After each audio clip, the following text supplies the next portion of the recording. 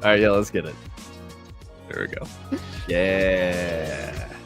Did we get it? We got it. We got it. We fucking got it. You know who else got it? Turning Cog. He got the first. Ooh.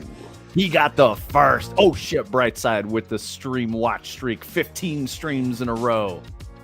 Shit. Yep. He did it. Everybody knows it. Yeah. Wow. You see it right there. Shit. Yeah, Turning Cog, you got first, bro. You did it. Congratulations. How are y'all doing today? How are y'all fine and wonderful people? Breaking news. There's snow in Tarkov today. It finally snowed. We heard it here first. We probably didn't get like Christmas though, did we?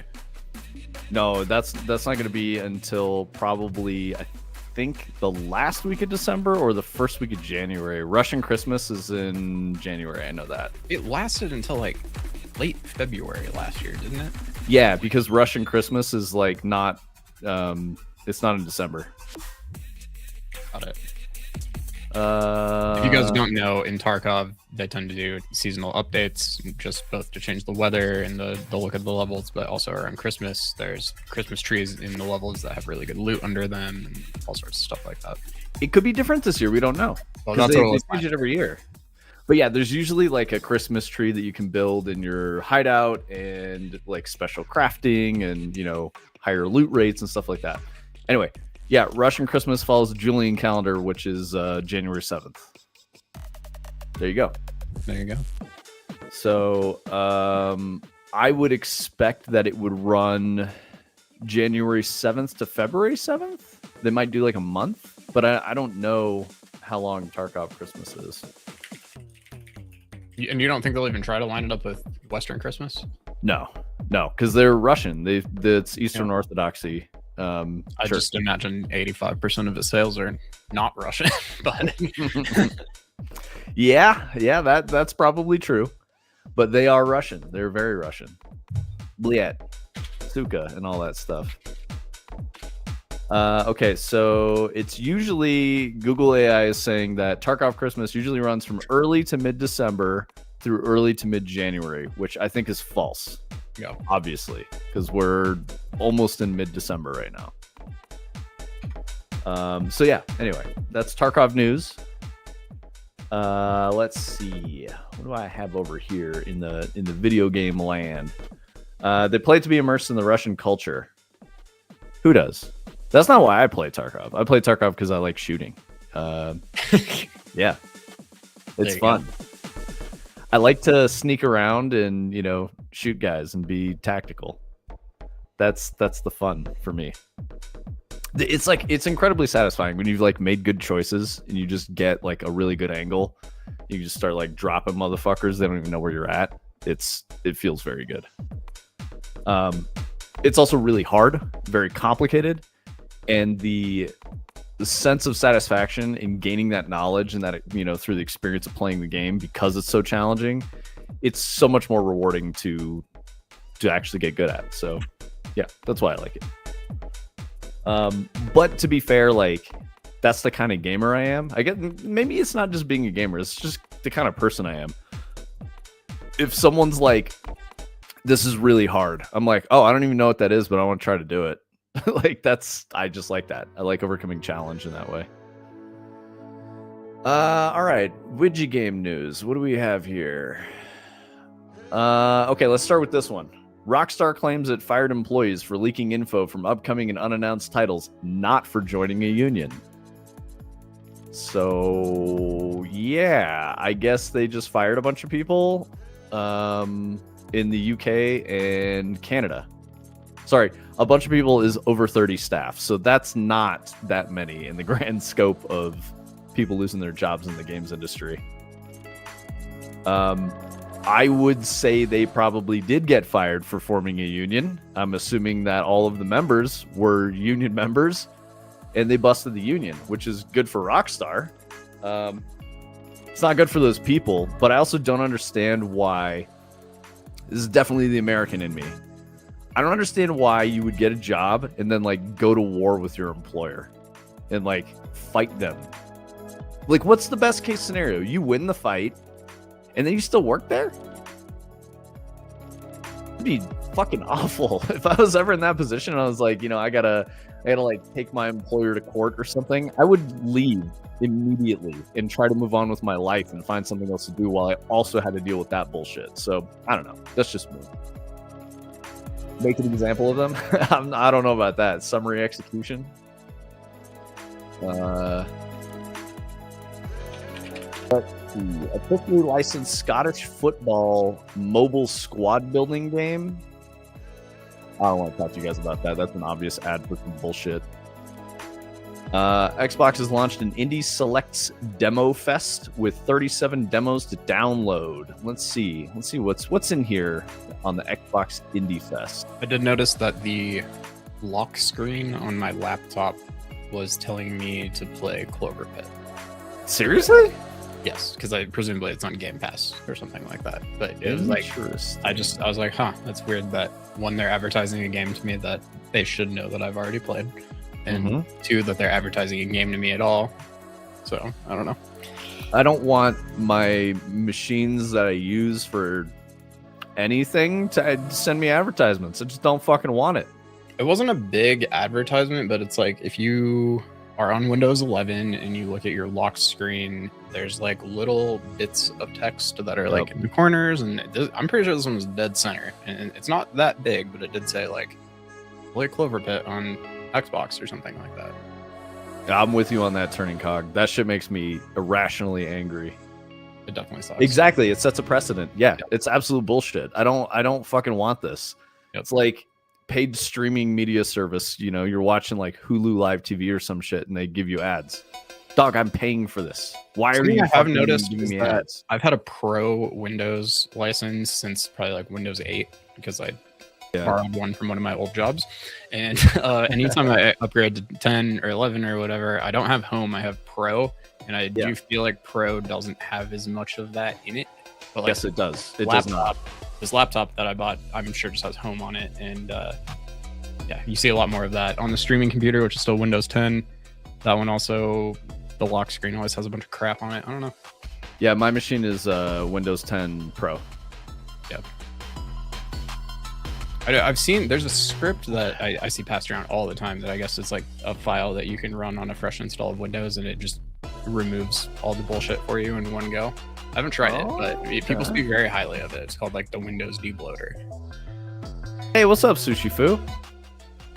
Because nobody listened to the farmers when John Deere said, nope, you need a licensed tech to work on your tractor. We're in the dark timeline with no door handles or car. Yeah, on our cars. Dude, I bet John Deere is terrified with how AI and like vibe coding and stuff is taking off, because I honestly, I can't imagine it would be that hard to be like, yo, Claude, can you crack this John Deere for me? And it'd be like, yeah, no problem. Wait, am I missing something? Why would John Deere be? John Deere has made their tractors very smart to the point that you cannot maintain them and you have to pay them to do it. And farmers rely on these for their entire livelihoods, and sometimes John Deere is very slow to get back to them, or it costs a fuck ton of money and they're the only people that you can go to do it.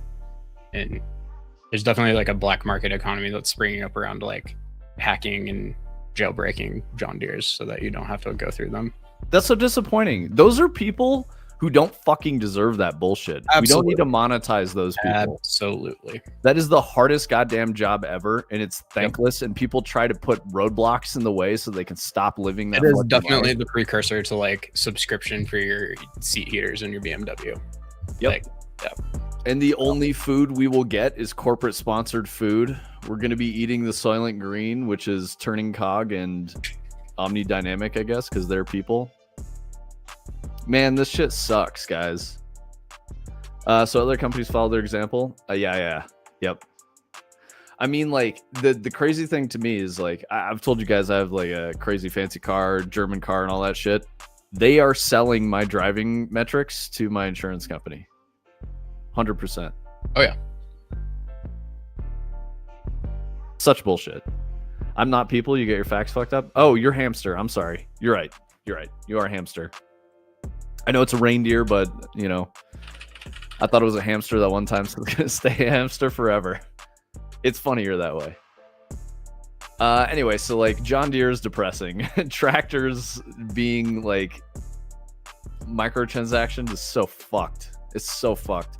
Which makes me think, if you guys are into that, like, I don't know, any of that, like, lifestyle and, like, just wholesomeness of people doing real work that helps human beings out, building society and shit, Clarkson's Farm is incredible. Really, really good. Amazon Prime for that.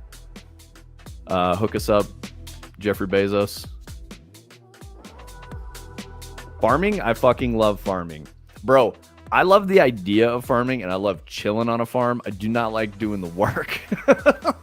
I'm not gonna lie. I do not like doing the work. You want to do the Kevin Costner Yellowstone version of farming, where you have a giant log cabin mansion and a bunch of guys who work for you and do everything. Yeah, and then you just like run for talk some shit, get fights with powerful people in your county. Yeah, no, that's like crazy shit. But yeah, like typical farming. Farming is incredibly fulfilling work as a human being, but you are poor the entire time. Especially in the United States, it's nearly impossible to be a private farmer. It has to be legacy. You couldn't just be like, I'm 19, I'm gonna go be a farmer. You can't fucking do that in this country anymore. It's just not possible. And I know that it's like that in Europe as well. I mean, that's the whole point of Clarkson's Farm, is that he's talking about the plight of the farmer in the UK. It's even worse in the UK. They talk about how farmers have several $1 million in assets. Like, you couldn't be a farmer without several $1 million in assets, but they're generally like dirt poor because all of it is in the business and stays there basically. One side, you know, half of my family, my mom's side, are from Kansas, and multiple generations survived through the Dust Bowl and the Great Depression. Family farm used to have livestock and crops, huge acreage. I want to say within the last, I don't remember when my great uncle died, but my great uncle was like, he took care of the farm. My grandfather became a pilot and, like, you know, traveled the world and did other shit. He left the farm. But my great uncle worked until he died. He was like 86 or 87 years old. And I mean, every day worked hard. In the off season, when it wasn't time for him to do farm stuff, like, you know, tilling the fields, tending to crops, whatever. Again, like I said, they didn't have livestock because livestock was too much. Very expensive, very difficult, high risk for livestock because the markets fluctuate often with those. They ended that operation, so he was only doing crops. But in the off season, when they weren't harvesting or planting or any of that, he would drive freight. So he you know, financed a tractor trailer cab, an 18-wheeler, and he would haul people's freight. He would do this in his 80s. Just a very hardworking man. Immense respect for him. When he passed away, the shares for the land ownership and all that were like divided among, you know, my grandfather and like his siblings and shit like that. And as they all died, it went to a cousin of mine, and that dude just sold everything. Sold the whole farm, just cashed out and said, fuck it. So multi-generation family farm, gone. It's just gone now. Who knows what the fuck it is? They might still have the homestead, but what's the point? I mean, like, the times that I went to go visit, I remember there was a bridge across like a creek, You know, it looked kind of shitty, and I realized why. And I asked my uncle about it, and I was like, "Hey, Jerry, you know, where's this bridge? Like, did y'all build it? Y'all should have the city fix it or something, because I'm not a farmer, right?" And he goes, "Oh, your grandfather and I built that bridge." And I was like, "What do you mean?" And he goes, "We built that bridge like 45 years ago." And I'm like, "How?" And he goes, "Well, I tell you what," like tells me this crazy story about like how my grandfather almost got his leg crushed by a log and like all this other shit because they're just being like crazy dudes pouring some fucking concrete to build a bridge on their own, having never built a bridge. They're not engineers.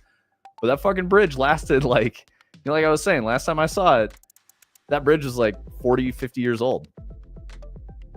Yeah. No, that's fair, Turning Cog. Yeah, like a creek or a crick. Yeah.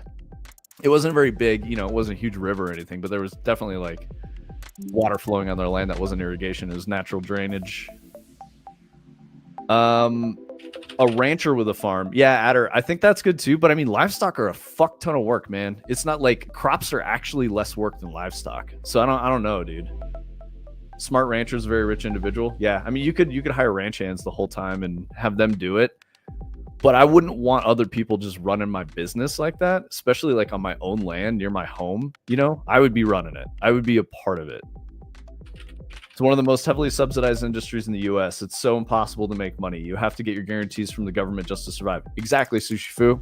Or you have to have the amount of capital to purchase the corporate seeds. If you cannot purchase corporate seeds, you cannot plant corporate crops.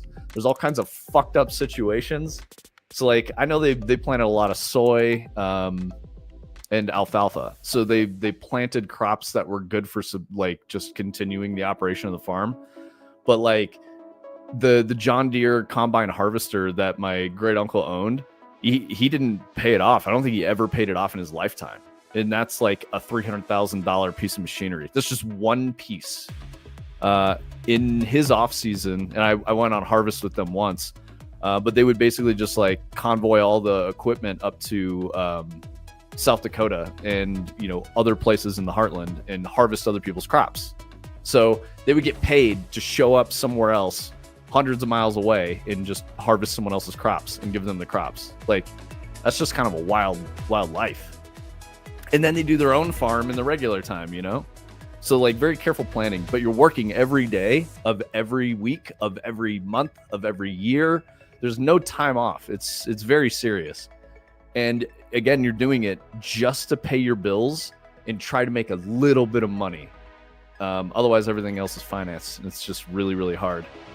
I remember this is back in the 90s. He was telling me that because I was interested in the combine. I was like, that's really cool. And he's like, yeah, I hate that thing, but I also need it. And he was telling me about how expensive it was because his last one broke. So he had to buy this new one. He had to finance it. In order to finance it, he had to go through a local bank. And that local bank owned the fucking machinery dealership as well. So they could take collateral of his land, and their goal was to make sure that they put enough pressure on him to potentially just seize his land because he had to buy a combine harvester to stay in business. It's fucking crazy. Just some dudes being bros? Hell yeah. What's up, 2XP Games? How you doing? I think I already said hello, but I forgot if I did or not, so I'm sorry. And I'm like ranting about farmers. My mom's childhood best friend married a rancher here in Texas, and it was hired experienced ranch hands from day one. The money's ridiculous, yeah. But that's also probably a legacy farm, right, Adder? Like, that's not, you know, like he didn't start the farm, he didn't start the ranch himself, right? A bunch of Australian and Canadian ranch hands that are here seasonally living in the ranch. Yeah, I've interacted with a lot of farm and ranch hands myself. There's some wild people, man. Interesting to talk to.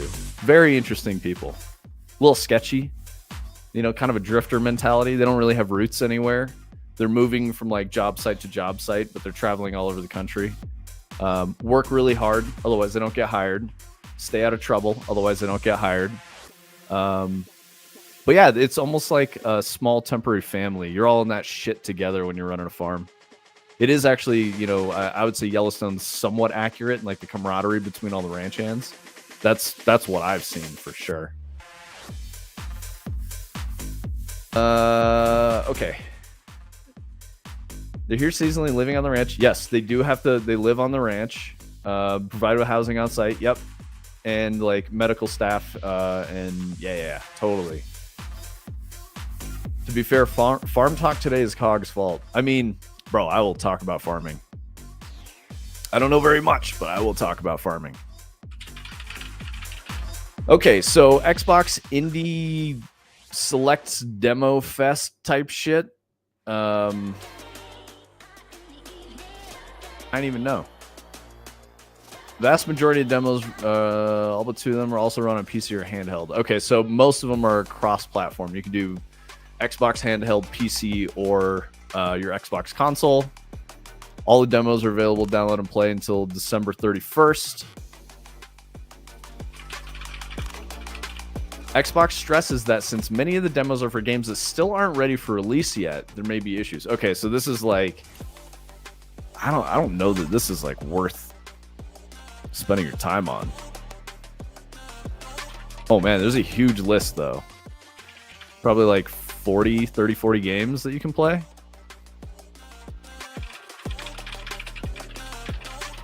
Huh.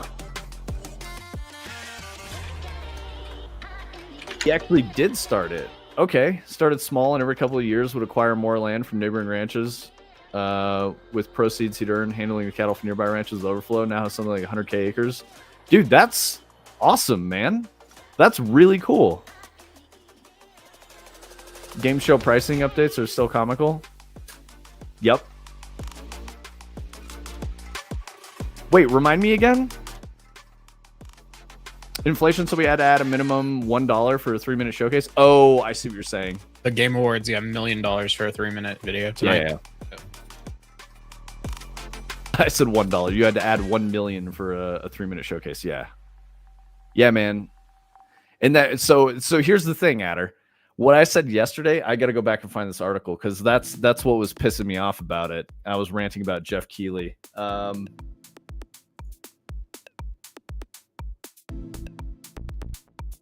It was him commenting on his own enterprise. He said, lots of games get sold out of the Game Awards. There has to be a balance between reveals and awards. Both are important because people come for the announcements and then they buy the award winners. Dog, like, I imagine just talking about yourself and the shit you built in that way. So weird. It's so fucking weird. It's like he's saying, it's not, I really wish we could be different. Like, dude, it's yours. You made it. What are you talking about? Motherfucker's acting like it's not his own fault.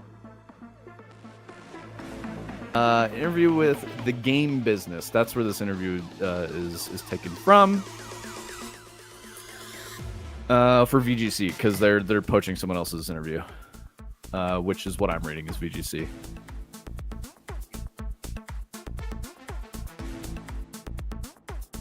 It's a balance that has to be maintained. There are many different constituents that tune in. I fucking hate that he just referred to people who watch the Game Awards as constituents. Blah. Yeah, exactly, Adder. He's the center of attention. It's his party. That's what I don't like about it. Like, dude doesn't make video games, but he's attached himself to the industry.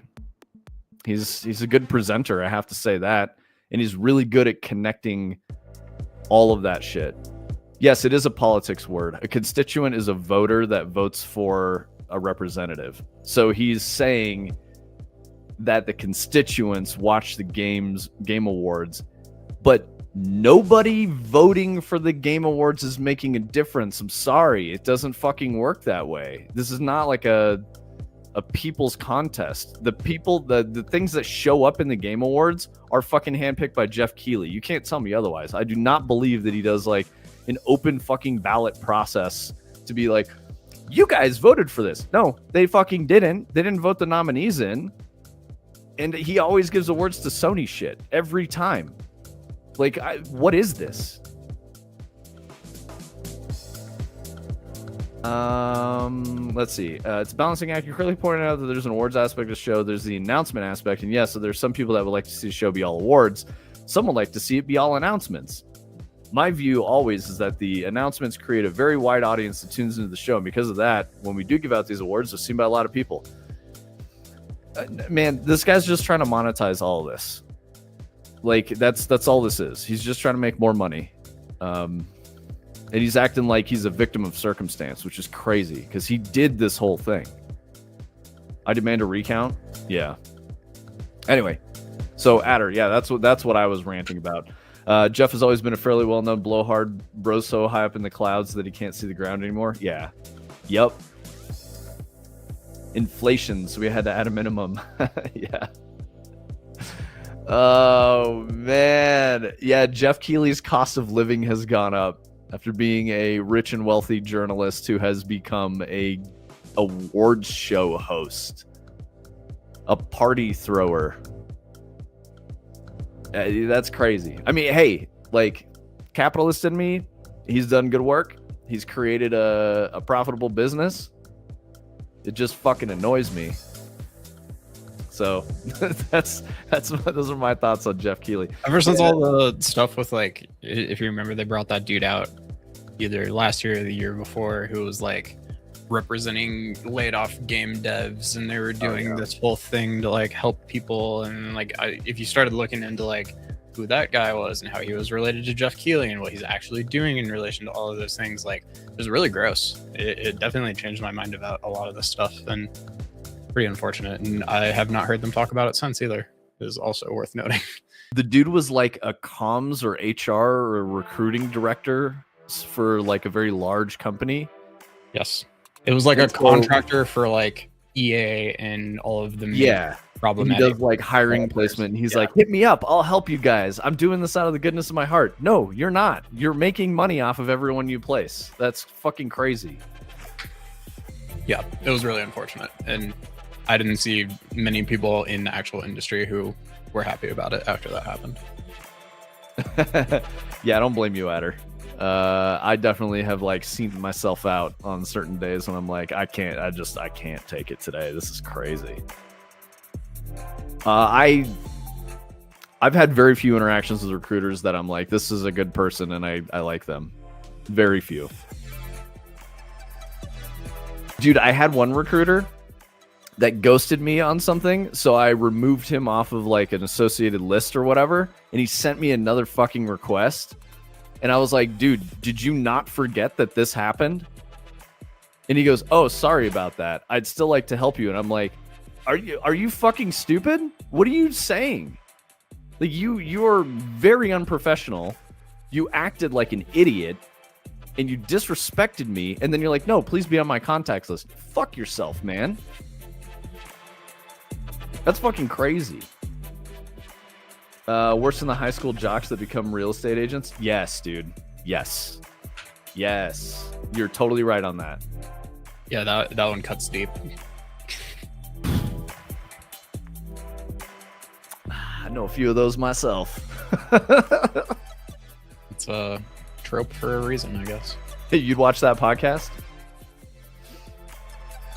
I had to tell one that I was going to file a police report about harassment and stalking to get him to stop calling you from numbers that I hadn't blocked yet. That's crazy. I've never had that happen, but I'm not nice when someone pisses me off, as I'm sure you guys can tell. So I'll just be like, dude, what's your fucking problem? And they'll be like, whoa, what? And I'm like, what is your fucking problem? And they're like, I don't understand. Like, are you upset? I'd be like, yeah, look at your behavior. What have you just done? And then they're just like, I'm so sorry. I don't. And I'm like, I'm done talking to you. You fucked this up. Goodbye. I hope this is a lesson for you. Like, that's how I do that shit. So, I don't know. Bro was so locked in on getting the 25K recruiter headhunt bonus for one of the lead positions I was applying for and likely to get. Yeah, he was. Yes, he was.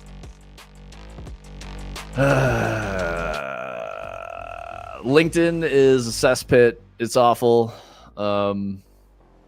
It was nice probably like 5 years ago. No, because that was like the beginning of COVID times. That's when it started getting crazy. Yeah, maybe like 2018 LinkedIn was okay. 2015. It's absolute dog shit now though. Chet Beam? What are you beaming on, Turning Cog? Oh, okay, wait. I need to say more Jeff Keighley-isms. Keighley added that maintaining this balance isn't a science, and as a result, each year's edition of the Game Awards is received differently depending on how big the announcements were, which games won the awards, or a combination of the two. All right, this is just pissing me off. I gotta get out of here.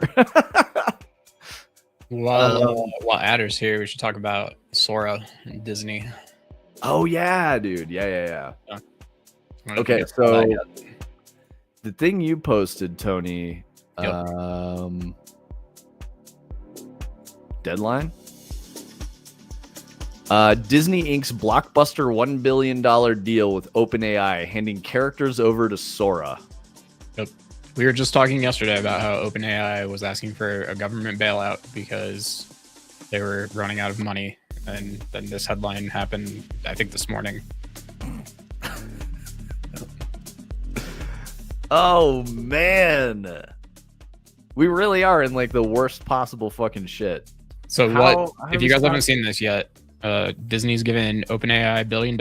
And the main part of the headline that everybody is talking about is that they have said that Disney IP characters will be allowed to be used in things like Sora now. So you'll be able to make like custom Frozen videos and stuff. And it's interesting. Yeah, I don't know why they would do that. It was specific. It's for Frozen IP and Star Wars IP. Oh, it's not just open Disney IP? Oh, okay. It's specifically Frozen and Star Wars. My immediate reaction to Tony was I was like, oh man, that's those poor characters in Frozen are just gonna get done so dirty. And then I was like, you know, even the reindeer and the snowman, it's gonna be fucking horrible. And like Sven did not deserve that. He's a sweet imaginary reindeer, but it's gonna be awful, guys. You're gonna make him do very terrible things. My read on this whole thing though is that the only justification I can come up with is that this is akin to like the argument that people will not pirate things if they're more accessible, even if they cost a little bit of money to some extent. I think we've gone past that with like how many streaming services there are and stuff, so that doesn't apply anymore. But I think the idea here is that there are plenty of self-hosted AI models that you can run on your own computer, and you can use something like Comfy UI to generate images or videos or whatever, and nobody can control what you do with that. A lot of them have zero limitations. You could type in the most vile, disgusting things, and it's not going to stop you. And it's all locally hosted. It's not going out to the internet. Nobody has any control over it. Something like Sora is not locally hosted, so OpenAI has a lot of control over it, and they control the prompts, and they try to ensure that you're not breaking their terms of service with the things that you're generating, which would prevent you, in the case of using Sora, from making something inappropriate with these Disney characters. So my thought is that they're hoping to avoid most people using a tool that will allow them to do very inappropriate things with their IP by offering limited access to a tool that has the controls that they care about. But I don't know. This is just all so bad. Adder says, I'm kind of low-key hoping the next Disney CEO, who's slated to get voted in soon, does go back to games so my significant other can relive her Disney game dev dream even for a little bit. Disney's slated to spin up game studios again for sure, though. It might be a good boost for the industry in the next year. Bob Iger is trying to cut out by middle 2026 with the new CEO in. Yeah. And I know their CEO thing has been weird because they had a CEO after Bob Iger who did not last very long, and everybody thinks did a really, really bad job. Yeah. And Bob Iger came back, right? Yeah, they had to bring Iger back. Yeah. I will say this, Adder. If she hasn't worked for Disney before, it might be a big shock and disappointment, and it might be better to just hold on to the dream. Disney's really hard to work with.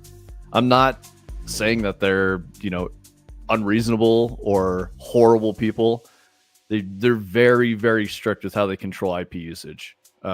Maybe that's different. It might change, but they very, very closely safeguard everything. And just making one little thing at all is highly scrutinized and very slow and bureaucratic. They own LucasArts? Did they what? Do they own LucasArts? I think LucasArts is dead, bro.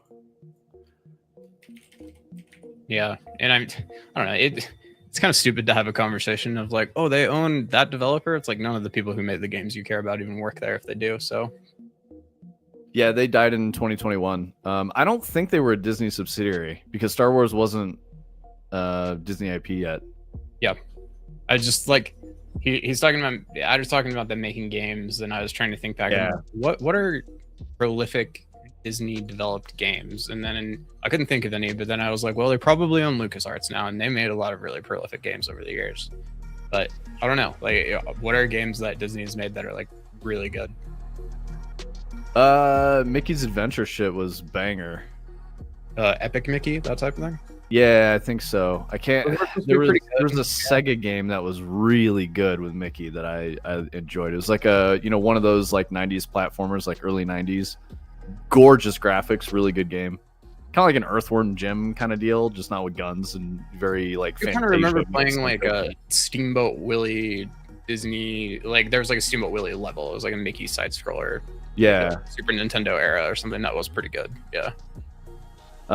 Disney's like Apple. Once the dreamer visionary dies, so too does the company's soul. I mean, I think Omni. I think that's everything. I mean, who was we covered something where someone was like, "Hey, I had no hand in this. This isn't my shit. Like they just own my thing and they're doing stuff with it I don't like." That's what happens when you sell out. You don't own it anymore, and you get to watch it just get like literally what it says on the piece of paper. We're giving you money so you don't have control of this anymore. Yep. Yeah. And they just start slicing it up in little pieces and selling it and like packaging it and just carting your, sending your whole thing out to market. And then there'll be nothing left. It'll be bones, if that, or dust. Nothing will be left. And then you have to go make something new again. She did work for them for like 8 years, but on the photography, media, movie side of things. So I think that would be cool. The capacity that I've worked with them was always as a like a partner or a third party, and that was tough. Everything was very tightly controlled. I thought it was fine. Like I don't mind. It's slower. I'm okay with that, as long as they're okay with that, and they totally are. But it like infuriated other people that were really excited, and they're like, "No, I really want to do this thing. I want to put my own stamp on it." It's like, dude, you don't get to put your own stamp on Disney. It's Disney. They have the stamp. You just get the privilege of like putting some ink on one part of the stamp. That's what you get. So that Defunct Land video that was talking about like basically the animatronics and like kind of the AI stuff that Disney has started doing. I thought it was really interesting because you don't realize, like, to some extent, they just have, like, a team of people who just, like, make cool shit to, like, walk around a theme park. And, like, that's the extent of their purpose. And they, put several $1 million of R&D into these things. And, like, some of the things they make are really cool. Or, like, people only see them one time because they don't think that they're quite good enough. And, like... That's what my project did, dude. Yeah. Yeah. That was I think that's Imagineering Irvine, but yeah, that was what my project was. It was neat.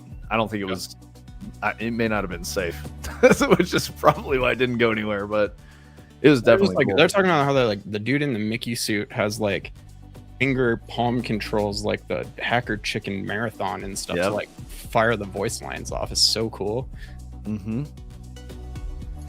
Lucas still has an art direction team as per deal with Lucas during the sale. Oh, that's cool. They oversee all content made in the Star Wars universe to sign off on it. Oh, no. Well, that's not good.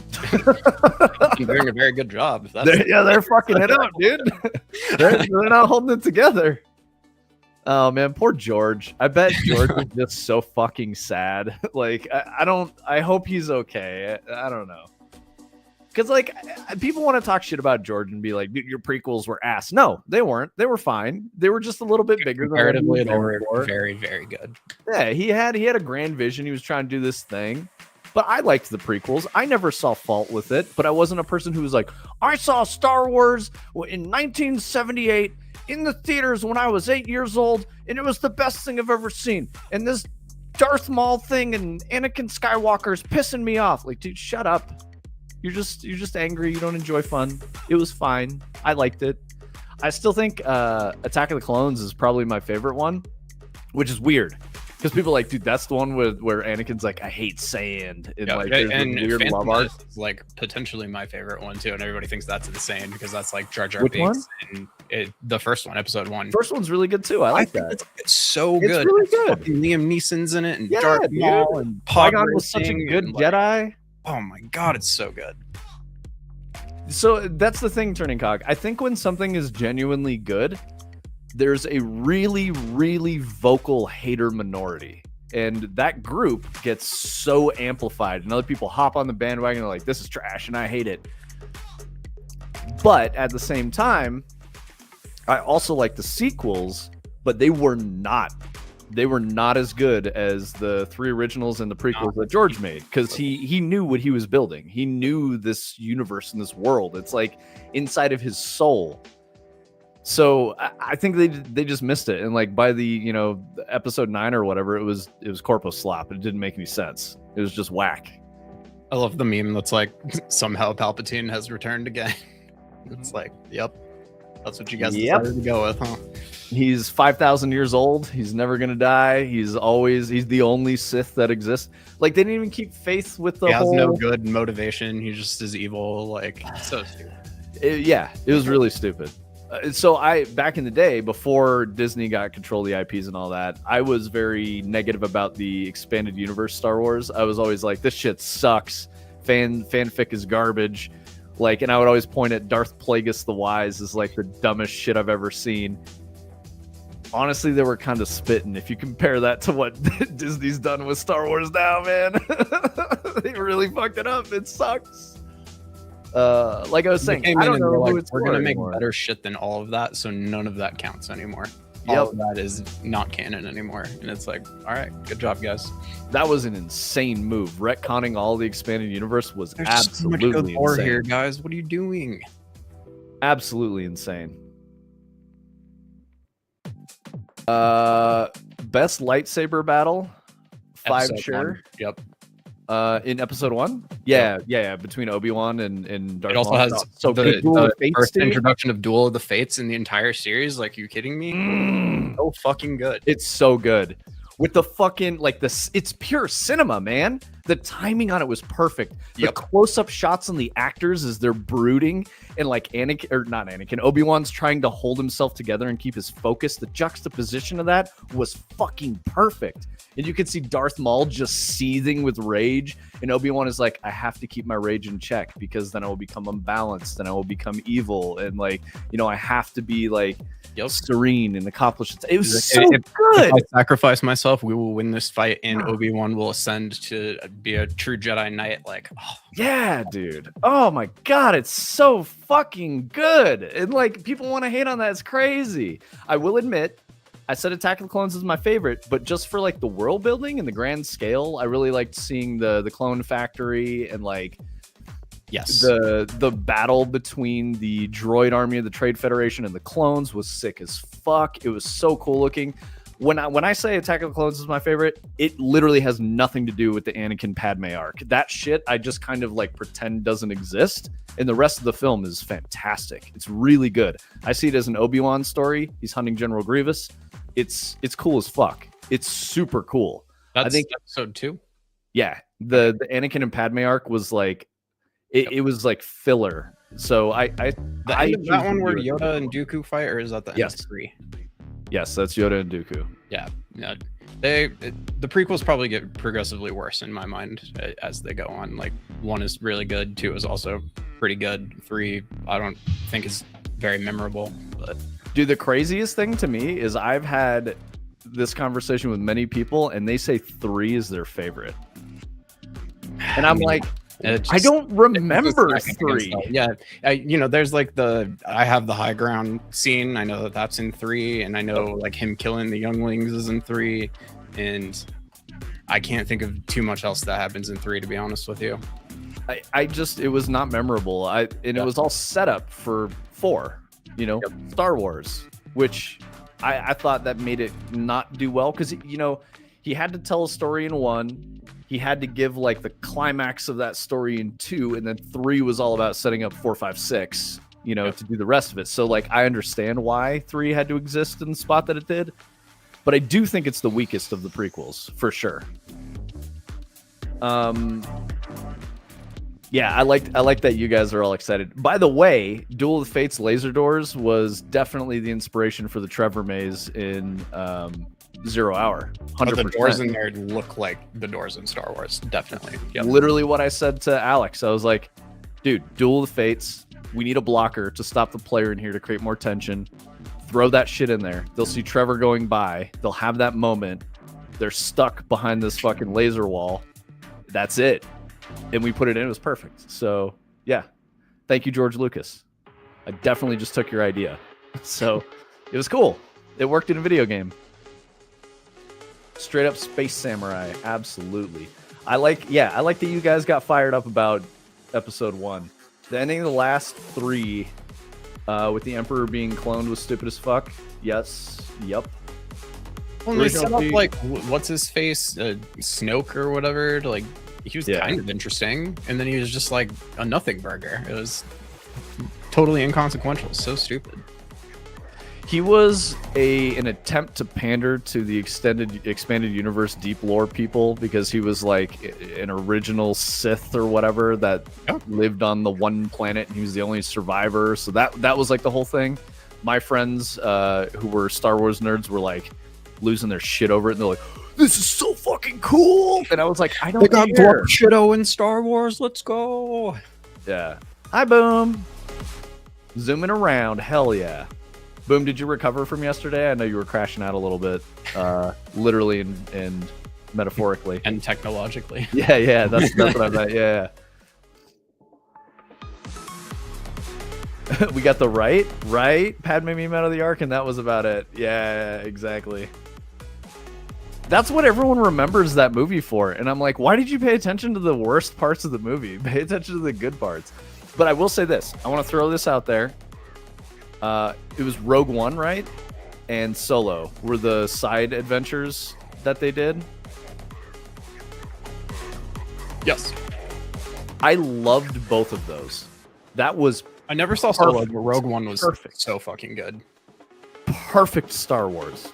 I think Solo was, this is my like pretentious film enjoyer and like good story enjoyer. That's why I liked it. I thought it was really important. I do think Donald Glover didn't do a great job of playing young Lando. He did okay. I think the lead who played Han Solo, people were disappointed because they wanted a Harrison Ford type of guy, and he's not. But if you just look at that movie on its own, it's a fantastic film. It was really, really good. Yeah, Rogue One is, I would say Rogue One's a little better than Solo, but I really, really, really liked Solo. And I thought it was, very important for the IP to have something like Solo. And unfortunately, because it was so poorly received, they indexed like too much in that direction. They're like, no, we got to just triple down on it. And then they started making other shit, on the Disney Plus streaming services and stuff that people don't want and didn't like. I thought the Obi-Wan show was good. That's just leaning more into the parts of Star Wars that we're all talking about that we liked, and not any like this new stuff that they made up afterwards. Mandalorian was great. Mandalorian's I really like that. Yep. Too much Grogu. Mandalorian's like a little like, I don't know. Too much Grogu.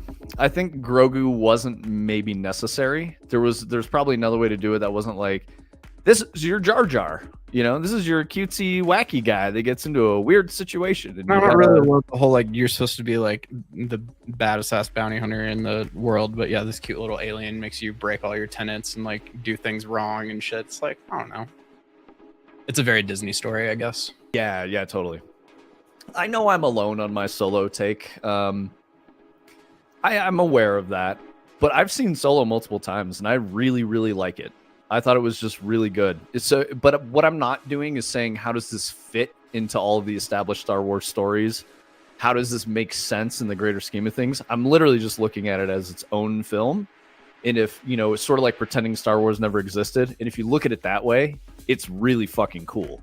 I would say if you compare that to, there's like 2 of them. There's Rebel Moon and The Creator. If you compare it to those as like, sort of like unique new sci-fi IPs, I think Solo as a production is just better in every way than either of those.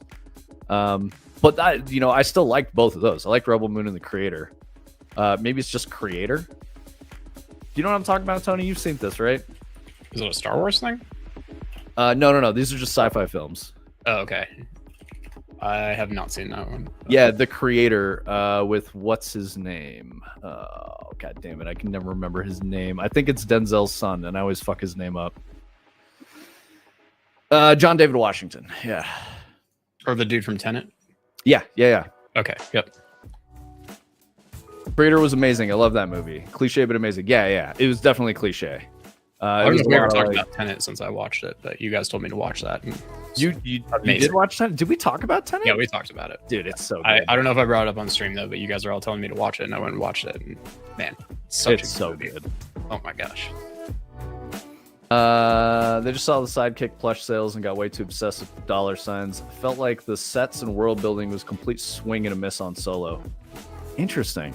I thought like some of the shots that they had were really, really good.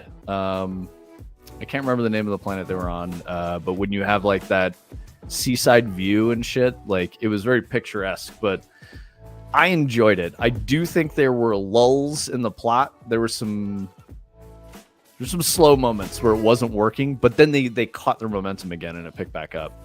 But yeah, dude, Adder, like feel free to, tell me more about what you didn't like about Solo, because I thought it was really good. I thought it was really important. Rogue One, absolutely, we can agree on. Fantastic in every way. Really good in every way. Did we talk about how they've been saying that there's a KOTOR 2 remake that is coming out, and I don't think there's a KOTOR 1 remake that's coming out? Interesting. I thought we put that in our news. Maybe we didn't, but I've been seeing talk of that. And then there was another story about how like a developer did an interview about like all the stuff that got cut out of KOTOR 2 back in the day. Yeah, maybe that didn't make it into our list. We'll have to let me see if I can find it. Okay. Yeah, I see what you're saying, Adder. Okay, so if you compare Solo to Rise of Skywalker or whatever, episode 7, the one with Rey Star Wars. Rey Star. I think the world building in that, in the cinematic shots, definitely crushed Solo for sure.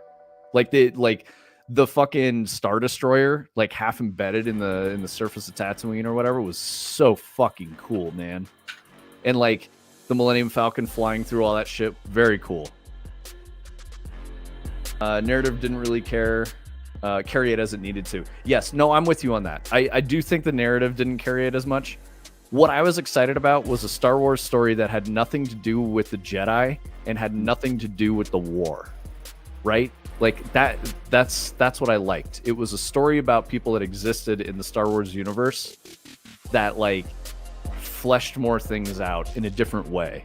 That's what I liked. It talked about like the crime syndicates and like all that other shit and like all the stuff that you knew existed in Star Wars, but like wanted to know more about, like smugglers and like why they exist and why the Kessel Run is a thing. Like, I thought all that shit was really cool. I do think Donald Glover did like a little bit of Donald Glover stuff and didn't necessarily do Lando Calrissian things. Like the whole cape stuff was too heavy-handed, but I don't know why I forgive it. I really enjoy it. I think it's interesting, I don't know. But at the same time, like I've watched some other shit that you guys were all up on Vivarium. Some of you were saying like, you really got to watch that. And then I was like, this actually sucks. Like this is a bad film, but that's not saying that you guys have bad opinions or anything like that. I didn't get it. There was like 45 minutes out of the 2-hour movie that I was like, okay, all of these could have been condensed into like one 40-minute Black Mirror episode and it would have been fine. Rogue One did hit much harder. Yeah, I can agree with that. It is trash when we're talking about budgets like they had. Yeah, I think you're right. Like, without knowing any of the inside information about the production of Solo and the writing and all the process and everything that went into it, they kind of don't have any excuses for missing in any way. Like they should not have missed. And I think I can see what you're saying. that won't change my opinion of Solo. I still like it, you know, and I'll still watch it again. I mean, shit, I'll probably watch it again tonight so that I can remind you guys or remind myself and like discuss what I actually liked about it. So you got Stevie to watch Lawnmower Man? Why did she give you shit? Was it too intense? Yeah, no, I'm with you on that. I could see like, man, you did so good on this. Why did we not get more of it? Yeah, and I felt that way about both Solo and Rogue One. I liked that Rogue One was definitely a story about the people that live in the universe. I think that's why I was saying Rogue One and Solo are really important, and we need more of that stuff. But at the same time, like, Andor never resonated with me. I can't explain it. It just didn't. I don't know why. Because it's not a great film. Probably gonna watch it again as well, see if I enjoy it more with fresh eyes. Yeah, I mean, good luck, dude. If you didn't like it, you may not like it again. I don't know why I liked it. I just did. I like the moodiness of it, the slow pace. I thought you would get some inspiration from the effects and style.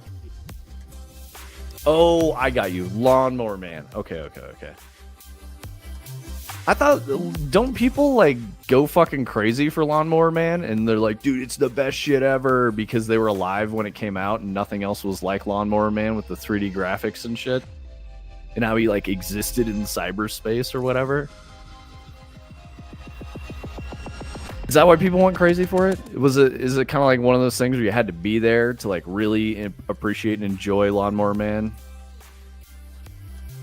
Kind of like, if I think about that, it's kind of like seeing Terminator 2 Judgment Day in the theaters in the 90s, which I did. And because of that, Terminator 2 hit so much harder. And I hadn't even seen Terminator 1. I was like a little too young to see Terminator 2. It definitely gave me some nightmares and freaked me out, but I was fascinated by it. And I watched it again more and more and more. And like, you know, it became less unnerving, less scary to me. And then it made me watch Terminator 1, which is also a really good movie. Not production quality wise. Yeah, Terminator 1 definitely does not hold up as well. No, but the story was really cool. Yeah. That's what Terminator lore is to this day some of the coolest shit. Yeah, Terminator 1 had a very, very cool story. Visual effects were pretty fucking janky. You know, it was like a weird, like, I feel like when it came out, it wasn't, people were just like, what the fuck was this? This is kind of a shitty movie. Like, they weren't ready for it. Arnold as the bad guy just doesn't work as well as Arnold as, like, the neutral-ish good guy that he is. The anti-hero. Yeah, so, like, I don't know. Have you seen Last Action Hero, Tony? I don't think so. Oh, you should go watch that. That's like peak Arnold, man. That was like the end of his, you know, big serious action star career. Okay. It was so good. Yeah, and it's like a kid's movie. I tend to watch Jingle All the Way most years. Probably about time for that. It's a good one. What was Jingle All the Way? He's like, it's kind of weird because he's like a nerdy suburban dad, and he like trying to get this toy for his kid, and like I don't know. He's getting like mailed by this like nerdy chubby dude who lives next door to him and stuff. Like, it was a very weird movie. And he's crashing out because he can't buy this doll for his kid. Yep. And then he like ends up being the doll in the parade, and I don't know. It's kind of funny. Yeah, I agree. I saw it as a kid, so I have fond memories. Of course, man. Yeah, and I mean, like, Kindergarten Cop was like a classic for me, but I liked Last Action Hero more. I liked Predator more. I liked Commando more. Yeah. Oh my God, you guys.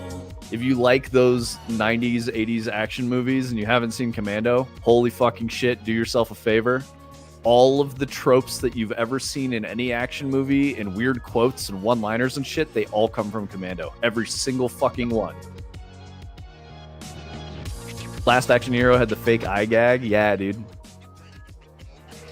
The Terminator 1 does look like an art house film in comparison to Terminator 2. I'm with you on that. It's like Commando, Rambo 1, Predator, and there's like a couple of other like 80s action movies. Once you've seen those, you know every trope. Die Hard. Aliens is probably another one. You have to throw Die Hard in there. I know that you have a bias against Die Hard. No, I completely agree with you though. Like that's where Yippee-ki-yay motherfucker comes from. That's a big one. Yep. So Die Hard was so good. But bear in mind, guys, I'm not one of those people who's like, Die Hard is a holiday film. No, it's not. Stop it. That's ridiculous millennial cringe. It's a good action movie. Most of the people who say that shit didn't watch it when it was new. You know, I did because military family and all that. My dad, you know, was like, you got to be a man. You got to watch all this ultra violent shit. And I was like, oh, why did they die? You know, it would always like scare me and freak me the fuck out. But I will allow that. You can say MFers. MFers is getting blocked. Come on. For bullying? For bullying? Is that what it said? Mormon bullying. Okay. All right. Turning cog, I don't think it bothers that many people. I think it's just millennial cringe because it's like the type of shit that millennials would be like, it's a holiday film. I'm a quirky person. You know?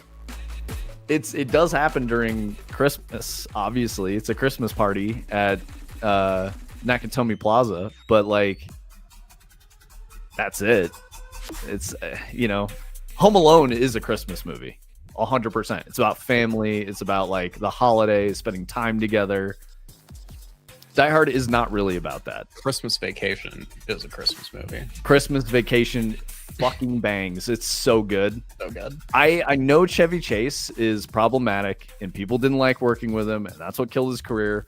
But I grew up watching Chevy Chase movies. Like I watched Stripe with Stripes. He's not in. Is he in Stripes? No. That's Harold Ramis and Bill Murray.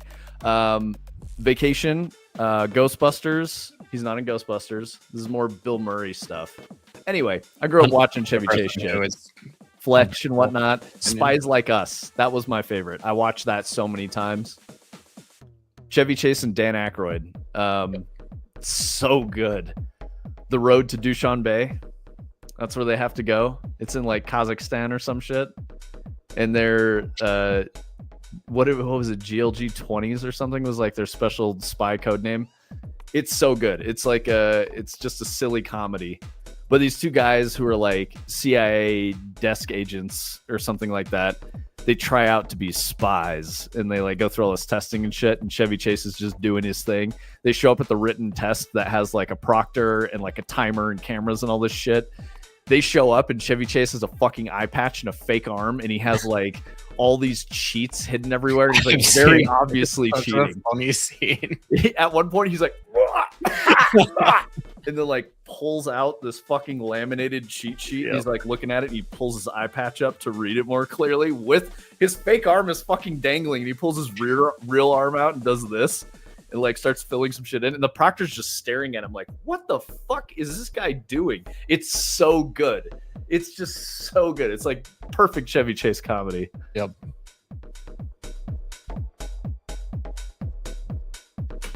You didn't walk into the Die Hard Christmas movie debate. We're not debating whether or not it's a Christmas movie. What I was saying is that it's millennial cringe to call it a Christmas movie and try to have that debate with people. So that's why I was like, nah, it's just a good movie. I was also telling Tony that the other Die Hards are also really good. I have not seen them. We were talking about this yesterday, which is why we're talking about it now. I think, you know, obviously, like, they aren't regarded as some really good action movies, but no, I can always appreciate, like, this movie is, like, a big deal for XYZ reasons. Like, I enjoy watching movies like that. So the problem with the Die Hard follow-ups were that there was many years in between them, and they were trying to one-up Die Hard, and that was really hard to do because they accidentally Die Hard like became very good. I know there's like one where they didn't mean to jump a car into a helicopter or something that came out in the 2000s. Die Hard with a Vengeance, probably. That might be the one I was telling you to watch with the F-35 and all that shit. It's really cool. Potentially, yeah. I people do say a lot of them are pretty good. I like them all. I think they're really good movies. I remember the one with the bank the most, which might be Die Hard 2. Okay. But so here's the problem. In the first one, John McClane just accidentally, you know, thwarts a terrorism hostage situation. In the second one, John McClane just accidentally thwarts a bank robbery. Like, and he's just one guy with like a revolver, you know, like, and that's that. I think that's where people were like, man, this shit is not believable. But it set the stage for all the action movies that we have, you know. That's why like John Wick got made. That's why we have the Expendables. That's why we have all of the modern action films. They're based on like Die Hard type shit. But just back then it was like campy. This is too much. It's like a little too wacky. But nowadays we're just like, yeah, that's totally cool. I love it, you know. And I think what got us on this when we were talking about this the other day was Bad Boys. Oh yeah. And I think Die Hard movies clear Bad Boys, but I like Bad Boys. Bad Boys 1 and 2 are great. Bad Boys 2 is an objectively bad movie, but I fucking love it. The new one, I definitely was like, I'm not gonna watch that. Really bad, dude. Yeah. It's really bad. Sparkle and I watched it because we both like Bad Boys. Yeah. And I was like, this is so terrible. And she's like, all right, let's go back and let's watch Bad Boys 2. And we were like, oh my God, this is so bad. How do we not know? And then we watched Bad Boys 1 and I was like, this is the best one. It's still bad, but this is the best one. It's the same with like, I imagine Rush Hour 3 is really bad. Never watched it. Rush Hour 2 is amazing.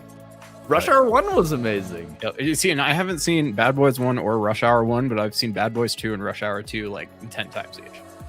Okay, so seriously though, Bad Boys 1 is the best one. It's really, really good. It's like he was trying to be serious. And then in Bad Boys 2, he leaned into just being Michael Bay and being ridiculous. But when he's trying to be a little serious and he's accidentally being a cornball, that's when he does his best work. I honestly think that's when Michael Bay, when he's like, no, this is a very like poignant moment. And you're like, bro, why did he have a corny one-liner? And he's like, because it matters. That's like what makes it so much better. Yep. Switch it up, Tony. Switch what up? I gotta watch the first movie in a series, I guess. Oh yeah. I mean, they're not even like really a series anyway. They're like not related. They just have like a character that exists, you know. In a lot of these things, like the 2000s was a different time. Like you watched the movie that was playing on Comedy Central while you were playing World of Warcraft, and you didn't really like choose what you were gonna watch. And so I was just exposed to a lot of these things incidentally, and that doesn't happen anymore. So. Oh, Turning Cog says you can't live your whole life only watching sequels. Prometheus. Oh, okay, that counts. Yeah, dude. Okay, I'm with that. Prometheus. Yep. Prometheus is definitely a Christmas movie. We got to start this one. I'm ready for this. Wait. Is there any like? Is there like a Christmas thing at There's one a Christmas point? tree in it. Yeah. Yeah. Like gets a Christmas tree out. Okay. All right. Gremlins is good. Any of the successive Gremlins, objectively bad. Yep. But I watched Gremlins kind of recently because my wife hadn't seen it and loved that movie. It was so good. It's the original Mogwai. Dude, that movie was crazy adult. I didn't realize it. I was like, this is not a movie for kids. People fucking die in Gremlins. Yeah. I didn't realize it. Yeah. Like, they get murdered by the evil really Gremlins. Horrible deaths in some ways. Yeah, it's crazy. Like, don't they kill like the Radio Shack guy? They like tear him to pieces or something? One of the main characters is like the town drunk who drives a snowplow. Like, just all of it is very adult. That's crazy. We watched that. I watched that shit when I was like 6. I guaranteed my dad was like, Tony, you gotta see this. You're gonna love this movie. I had to be like 7 years old. Yeah. Did it scare you? It definitely scared the shit out of me. No, I don't remember being too scared of it. I watched Aliens around the same time. That really scared me. That scared the shit out of me too. It stuck with me though. I still love it. So I don't know. I was scared of a lot of those things when I was a kid, for sure. But it was because I would watch a lot of adult material, you know, like with my dad. He would be like, let's watch HBO. And it would be like a rated R film. And I was like 7 years old and I didn't understand anything that was going on. And it was just like, I was like, oh my God, this person's like murdered in the street. What the fuck is happening? And it would just freak me out. So, you know, it took me a while to be like, it's not a real situation. Yeah. It's a story, you know. So I have to credit, you know, my dad for being like, look at these things, you know, experience this very interesting shit. Because like at the same time, I would play video games with my dad.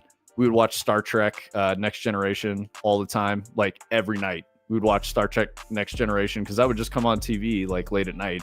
It was something we both like watching. So yeah, it was good stuff. I still don't eat crab because of Alien. Turning Cog, assert your dominance, man. You are an apex predator. Don't be afraid of crabs. Crabs don't got acid blood. It's Yeah. fine. They have delicious innards. They're not gonna lay an egg in your chest. Critters is a hefty. I remember Critters freaked me out a lot more. Like way more. But I think that one's actually more serious, like trying to be a horror film. I could totally be wrong. I remember it being a horror film when I was a kid. Omni, what are you talking about? If you can't be with the one you love, love the one you're with? What do you mean? Fitting because it's poking fun at the birth of Christ meeting their maker and similar themes, but definitely a Christmas movie. Yeah, dude, I like your rationale for Prometheus. This is great. Adder, do you count as Gen Z? Or you're like a tail end millennial. You're like a tail end millennial. You're like a Zennial or whatever. No, dude, like my brother counts as a millennial technically. So Yeah. I'm guaranteed Adder does. Yeah, but there's like sub generations within the generation because like I'm closer to Gen X, so I'm like the first year of millennial, and there's like subtle cultural differences between a first year millennial and a last year millennial. Like my cousins are millennials, but they're very Gen Z. 1900s vintage, hell yeah. I can't watch Alien because of the face huggers. My quote about loving the one you're with is from the Prometheus movie. So you have seen it. Got it. Idris Elba, presumably, is about to bone Vickers. I think Vickers is I don't remember that moment. who's the female lead? Numi Rapace. No, the other one, the blonde one. Hang on. Put me out here, guys.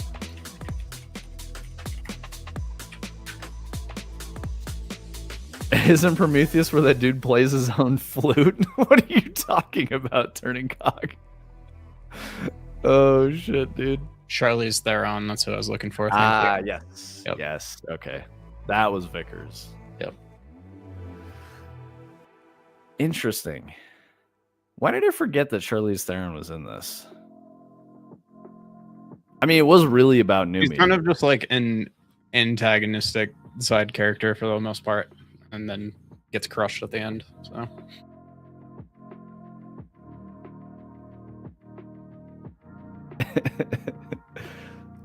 Yep, Michael Fassbender plays the android. David or whatever? yeah, it's weird that Yeah, Idris Elba is in David, it because he's like not a very central character in it, and he's a very famous actor now, and he's just kind of like in a couple of scenes as like I think the captain of the ship. Yeah, he was or the ship something, captain. and he dies like middle of the movie. I guess he tries to like crash the thing to like take the alien out or something, but yeah. Adder, he better be a good race driver with a name like Fassbender. Like, come on, man. True. It makes sense. He's got to be into cars. Oh, shit. He drives Le Mans in a Porsche? That's very cool, man. He teaches another android that looks like him to play the flute, and it's fucking goofy. I think that's Covenant. Isn't it? Where, like, David talks to himself? Maybe? I think that's Covenant. Is it like a flashback to like before he gets on the ship, right? Or something? Yeah, I can't remember. Been a little bit. It's a Christmas movie though, I'll have to rewatch it. Yeah, Omni agrees. He's like, that's Covenant. Yep. All right, cool. I mean, they're very similar, Turning Cock, so I wouldn't, blame you for that. It's like basically what happened immediately after they escaped. And then Covenant starts, right? Which is where David's on the planet doing all these experiments and shit and like creating the xenomorphs and whatnot. Did he build another David? I feel like he built himself. And then he teaches him to play the flute. I don't remember. I just know that David was a psycho. Have you guys watched all of Alien Earth? I'm still not up on it. Oh yeah. I like the little eyeball octopus guy. That thing is cool as shit. Yep. I'll be interested to see where they take it. He didn't build himself. The other David came to the planet with another ship. Okay. Yeah, That's see, I right. don't And then remember that one as much. He kills him and then I think pretends to be him a little bit. Tony has a better read on it than me. I got a little bored with it turning cog, but I thought it was good. It's not like the best alien thing ever made or anything, but it was good. It was entertaining. I think it's well done. You know, I definitely want to know what's going to happen. They set it up for some interesting stuff to happen in the next season. So, hell yeah. The cyborg guy who like goes down with the ship in the first episode, I think it was really cool. Be interesting to see what happens with him. Yup. Yep. David teaches Walter how to make music with the flute. I liked Turning Cog's version better. Isn't that the movie where the dude plays his own flute? that was the perfect way to say that, dude. For content released in 2025, it was one of the better ones. Yeah, I agree with that, Adder. Alien Jurassic Park is going to be sick. Wait, what's Alien Jurassic Park? Oh, you're talking about... I think like that's going to be the outcome of Alien Earth, maybe. Yeah. I got you. I'm tracking. I'm with you now. I thought you were talking about like a crossover with Jurassic Park, and I was like, really? Jurassic Park is going that route now? It's a pretty similar trope of like, you guys probably shouldn't try to harness these insane killing machines from nature. And they're like, no, we're going to. Good news, Colossal Biosciences exists, and we're doing it right now. Yep. I was watching, I don't know if you guys are aware of this, but I was watching stuff about Colossal Biosciences and resurrecting the direwolf and all that. I want to say it was like Tier Zoo YouTube channel. And the dude is like, he does a lot of biology videos about different animals and all that, but he doesn't like a gamer context. So he refers to like the tier rating of different biological organisms on Earth. So at any rate, he was talking about the direwolves, and he was saying the reason the direwolf went extinct is because it was meant to prey on megafauna. But the effort to resurrect the direwolf isn't based on the direwolf. It's based on the gray wolf with modifications to its genetic code to be more like a direwolf. So it's not a purebred direwolf. It doesn't have the genetic shortcomings that the direwolf had that made it die out because it wouldn't survive. So Colossal Biosciences is potentially just making super wolves, not dire wolves. They're just making super wolves. Instead of a wolf being 4 feet at the shoulder, you're gonna have a wolf that's like 7 feet at the shoulder, which I don't think we need. we don't need giant wolves. That's kind of crazy. I just want them to do AVP the way it was meant to be. Dutch Ripley buddy film. I mean, that sounds cool, but how do you get Dutch in the future, dude? I don't think you could. Yep. He would have to be like kidnapped by a predator and frozen. I don't know. I think it'd be a stretch to connect those plot lines. You have to do something really crazy, unless Dark Horse has already done that, which they probably have. And the only reason we have so many alien movies and shows and all that is because of Dark Horse Comics. It was not successful until they started doing that, and then they did like another run. This is all in the 90s. It became like a cult classic film. Dark Horse got the rights to it. Then they made another one. I think the second one did better. The third one did really poorly, the third movie. And that was when Dark Horse got the rights and like started making toys and comic books and all kinds of shit like that. And then they did the same thing with Predator. So that's why we got Predator 2. Will it be a Christmas movie? That's you missed what we were talking about on me.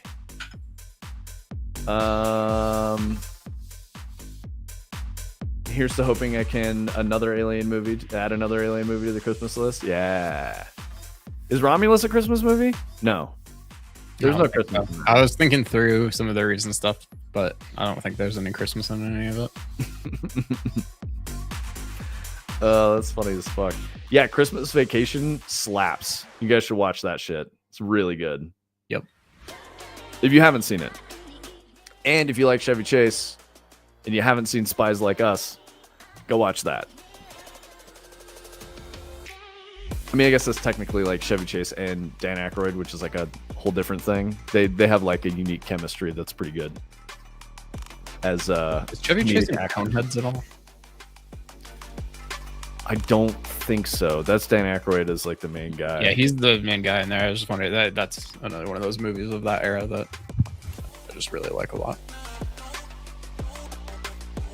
Oh, he was in SNL.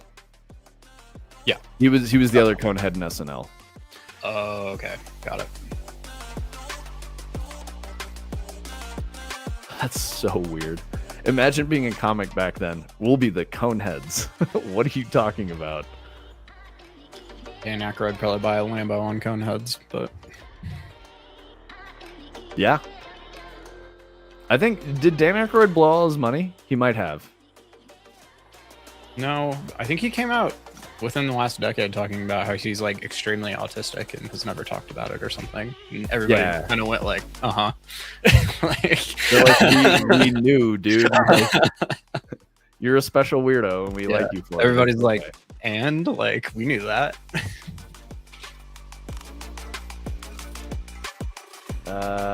Okay, so let's see what else we got on the game news. I was ranting about Jeff Keighley, getting mad about that.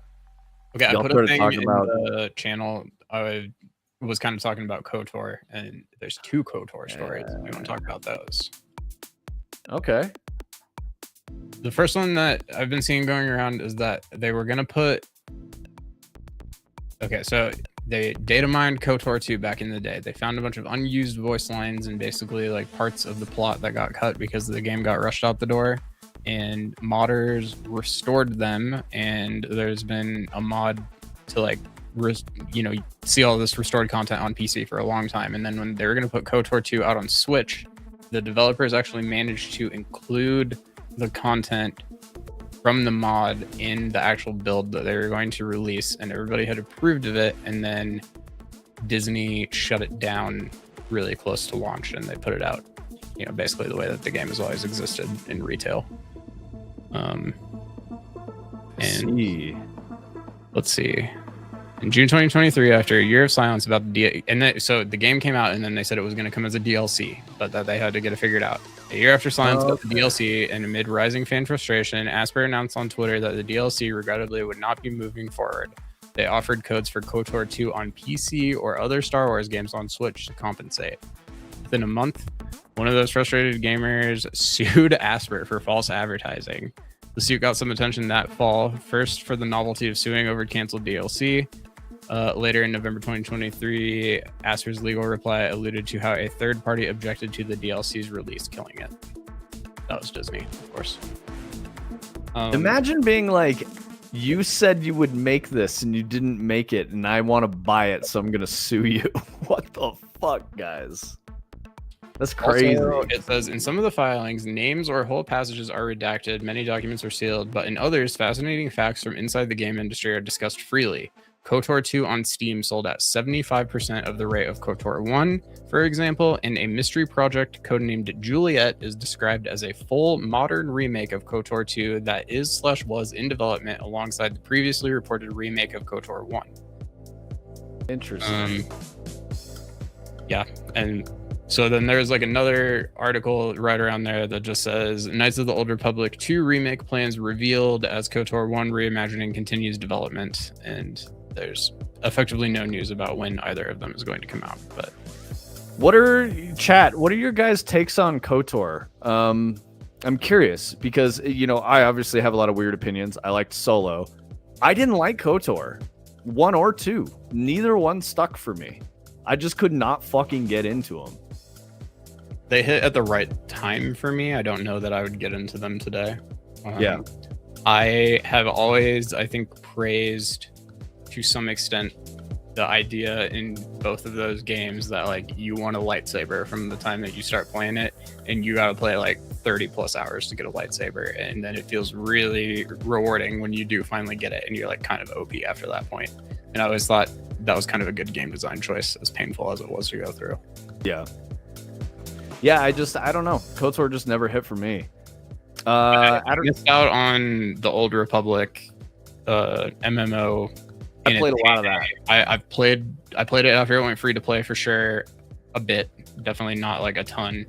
And I thought it was pretty good, but just I don't know. Even KOTOR 2 started to be a little much after a bit, but Yeah. I think we were like server first Sith raid boss kills in Sweater. That's where I met Artificial Sky and fuck, dude, what name does he go by? It's AAA Battery, but what was his Twitch name? I don't remember it. Striva. I always want to call him Siliphy because he was Siliphy in Star Wars when we played together when I met him. But yeah, that shit was really fun. Ackroyd has an active net worth of roughly 250 million. Good. I like hearing that. Ackroyd deserves that. Can't mod a Switch. Jokes on the fans again. Adder, I read your longer message. I don't want to read all that out loud just because of the subject matter. I don't want to get like clipped or have anything weird. You know what I mean? I don't want to say the words on the internet, but y'all can see it in the chat. I just thought that shit was funny. Yeah, dude, I've seen a bunch of crazy stuff on that platform. I don't know what those guys are doing, man. Roblox is making crazy fucking choices. Star Wars: The Old Republic did grab me at her, but like I was saying, we were hardcore rating at the time, so I was like really into it, and Endgame was flat. It was really flat. We did all the bosses. We were like, sweet. Like, also Soa was just hella buggy. Like, so we would have to reset the boss fight because like the script broke and like the floor didn't fall away and he was unkillable, and so we'd have to redo all of phase 1 over again. And phase 1 was like 10 minutes long. So it was a lot, but we got Soa kills, we got geared, we did our things. They did a really good job in it of making it feel like a BioWare RPG, which I thought was interesting because like the first time I booted up and played it, I was like, damn, this feels exactly like Knights of the Old Republic. Like they nailed the feel. The narrative was so well done in an MMO. Yep. The gameplay was generic MMO. I liked it. Kill 10 things, go do a fetch quest, go and do an instance. Like, it was fine for what it was, but it just, I don't know. The dialogue and the quests and stuff, like, they did a really good job of nailing the feeling. Yo, what's up, anime? Great seeing you, brother. World building was pretty weak. They were definitely underwater on an art budget. Yeah, they were. I don't think Sweater was very pretty, but the way they did all like the branching narratives and like if you completed your character's story, it was really cool, man. It was just they just did a good job with the story, and you wouldn't expect that in an MMO because MMOs aren't really about the story. It's about like social and doing group activities and overcoming challenges as like a team. But I think the narrative experience was where Star Wars: The Old Republic did well. But yeah, I mean, we beat Gerada the Hutt, I think was the last one we did. And that was weird. Or Gerada's Palace, I think is what it was. So you end up fighting like a big droid robot thing with multi-phases and like, I don't know. It was a pain in the ass, but we did it and it didn't feel very rewarding. And I was like, I don't want to play this anymore. And, everyone was like, yeah, we beat the game. We're done. And so then the guild broke apart. There are people that still play. I'm pretty sure Artificial Sky and Striva do play still.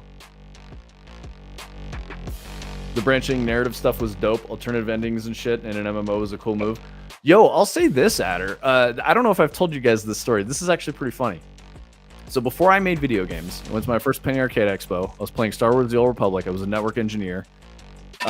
Went with an old friend of mine, and he was really into just all this culture of video games and all this stuff. So he was like, we got to go to this fan meet and greet for MMORPG.com. I read their articles all the time. I've interacted with people. I want to go meet these guys. And I was like, all right, cool. I don't really give a fuck. So we go to the meet and greet. It's me, my buddy, and then like 2 randos.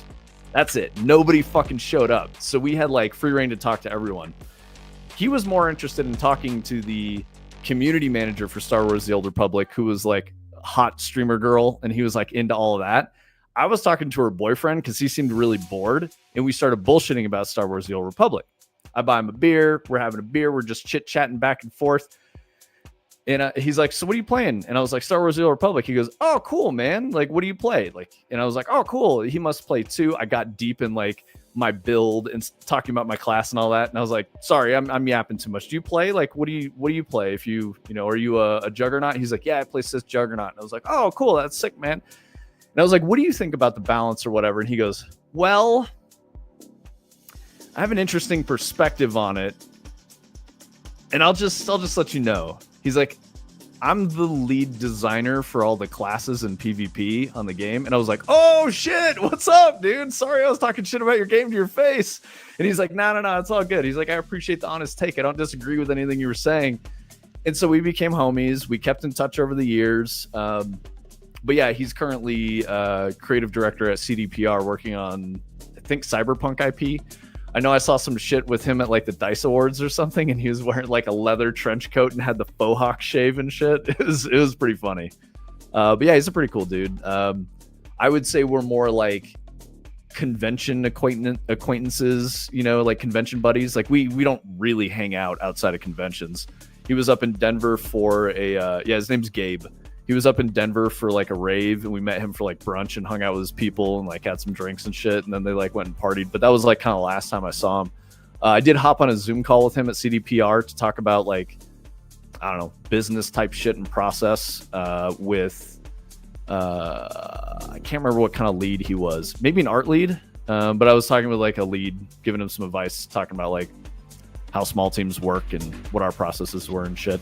I don't think he enjoyed my take on it. I might have been a little too sober and honest about what my takes were for what worked and what didn't. But you know, yeah, he's an acquaintance. Like I said, we haven't talked in a while, but and when I say a while, I mean like 3-4 years. But yeah, he lives in Poland. He's doing the CDPR thing. Hopefully, he's ushering that franchise into a very positive place. I like where the game is now.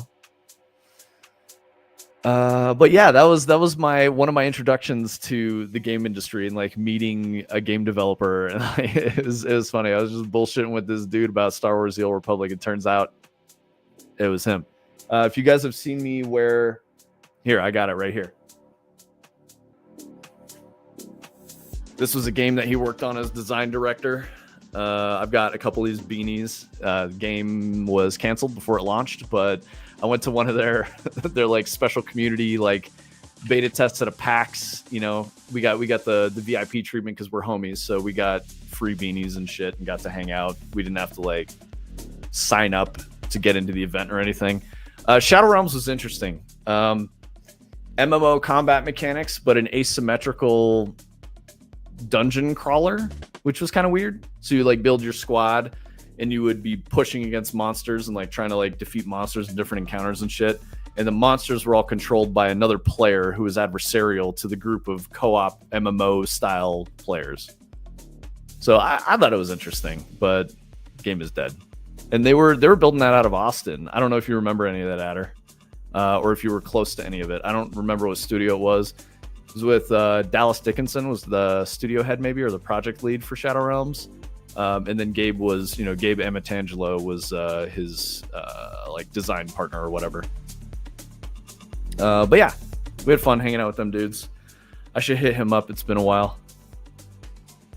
CDPR is, I think, the only AAA I'd be interested in working for right now. Yeah, I mean, dude, it would be, I think, a bit of a culture shock too, because it's a Polish developer, so they're not. They strike me as just being like fucking huge now too. Like, yeah, one of the bigger AAA developers in the world, I think. They're doing good stuff, and there hasn't been much negativity that has ever come out about them. So maybe it's a good place. And I think Vince and I actually know at least one person who works there potentially. So that's the two. Yeah. Because that other dude, I was just saying, I know the creative director for Cyberpunk, but yeah, there's an artist that works there that I worked with at Bungie. It just, to me, it strikes me as like they got Witcher and Cyberpunk and, maybe even one other thing going on. Like that has to be a very big operation right now. It's a long drive from Texas. Yeah. I mean, he was kind of like a jet set personality anyway. The people who've been in this industry for a very long time don't really have a home base. They move around a lot, go to different places. Shadow Realms was pre me moving to Austin, but Bioware's Austin office is like 10 minutes from the house. Nice area. The share building Blizzard Austin. Yeah, totally. Yeah, that was all those guys. Turning Cock says men can go several people's lifetimes not talking and pick up right where they left off next time they see each other. Yeah, that's real as fuck, dude. One of my friends, he had a kid, so we haven't really talked in like a year. Like we just don't talk very often anymore. We would talk every day. He hit me up the other night and he's like, I got a little downtime. I want to play Diablo 3 for of all things. And I was like, okay. So I just like hopped in Discord and chatted with him for a little bit. The Beasler, dude. Yeah, CDPR is huge right now. They have 2 massive teams, one with Cyberpunk 2 and then Witcher. They have a lead lighting role open for their CP2 team that I have considered, but didn't end up making a move on. Dude, if you do take that, I think you have to go to Poland. I don't think they do remote work. I mean, if you want to go live in Poland, I would want to stay in Texas, but I guess Poland is kind of like the Texas of Europe. So that could be cool. My best friend growing up was Polish. So I'm familiar with some Polish things. The Polish that I know kurwa, and then tak. Tak means yes. And if you hear Polish people talking, they go tak, tak, tak. They say that all the time. It's like, yeah. They also say kurwa. I'm part Polish and work with a bunch of Eastern Europeans, so that'd be fine. Yeah, hell yeah, dude. That's the current holdup, is either Boston or Warsaw, but they've started opening spots for remote. That's cool. I would imagine that I don't know that they're gonna work remote. They, you know, like there's like a certain way to do shit, and it seems like that's the way they want to do it, in office work and all that. Yeah, I mean it's all Slavic. There are many different kinds of Slavic cultures, but yeah, it's all, you know, Eastern European. What were they? It's in Civ, the horse archers on the steppes of East or Western Asia. Man, I took history of Russia in college. I should know this. Fuck, dude, it's in Civ 6. Who are the fucking horse archer guys? Cossacks? No, not the Cossacks. That was later. Hang on. Leaders, horse archer.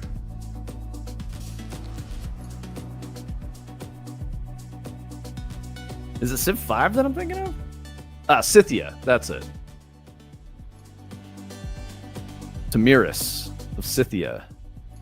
The Saka horse archer. The Scythian horsemen of the Western Steppes. They did a soft return to office at one point, so I'll probably not take it. My good friend and ex-assistant AD from Arcane is lead artist and he's full remote. Oh, sick, dude. Yeah, dude. I mean, I understand the game. Like, you gotta always be looking for a new job. You just do, because you don't know if you're gonna get rug pulled or if like Project Bomb studio closes, whatever. Like you know, ideally it's successful, but you may not be into the next project that CS is working on after Mortal Shell 2, you know? Like it could be just a different thing and you're just like, well, this isn't my vibe. I don't want to fucking do this anymore. Yeah, you just gotta keep looking.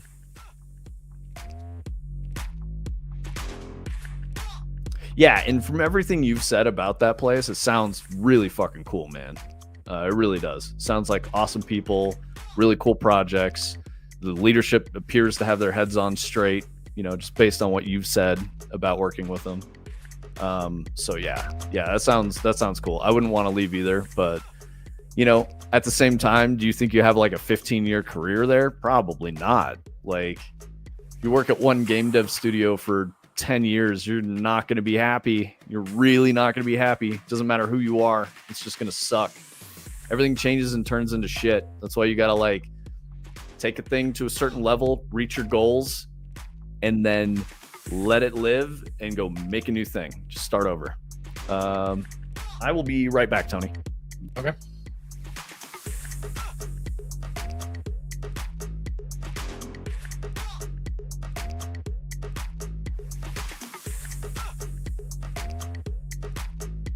That was the time my longest stint in one studio, 3.5 years. There you go.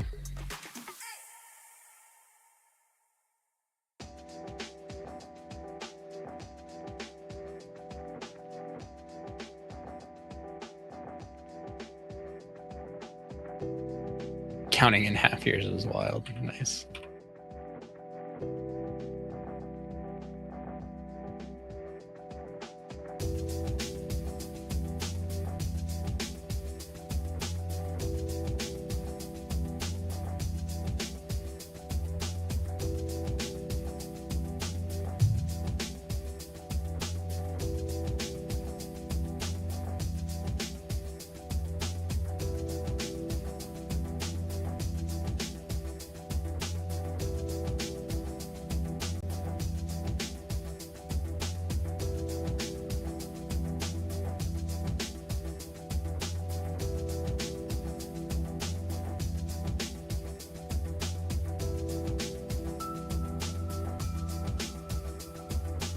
I wanted to show you guys this. I was working on my article system that I was showing off last week. I don't know if you guys saw this, but I'm trying to feed an article into it and have the AI like generate the summary for me. And on this one, I was trying to give it this thing about the game of the year that's happening at the Game Awards, which I believe is between Silk Song, Expedition 33, Death Stranding 2, and the Donkey Kong game that came out for Switch. And as you can see on the screen, the AI just made up a couple of games that don't exist and said that they're the contenders for Game of the Year. I thought that was kind of funny. Return of the Legend Chronos Reborn is not real? What do you mean?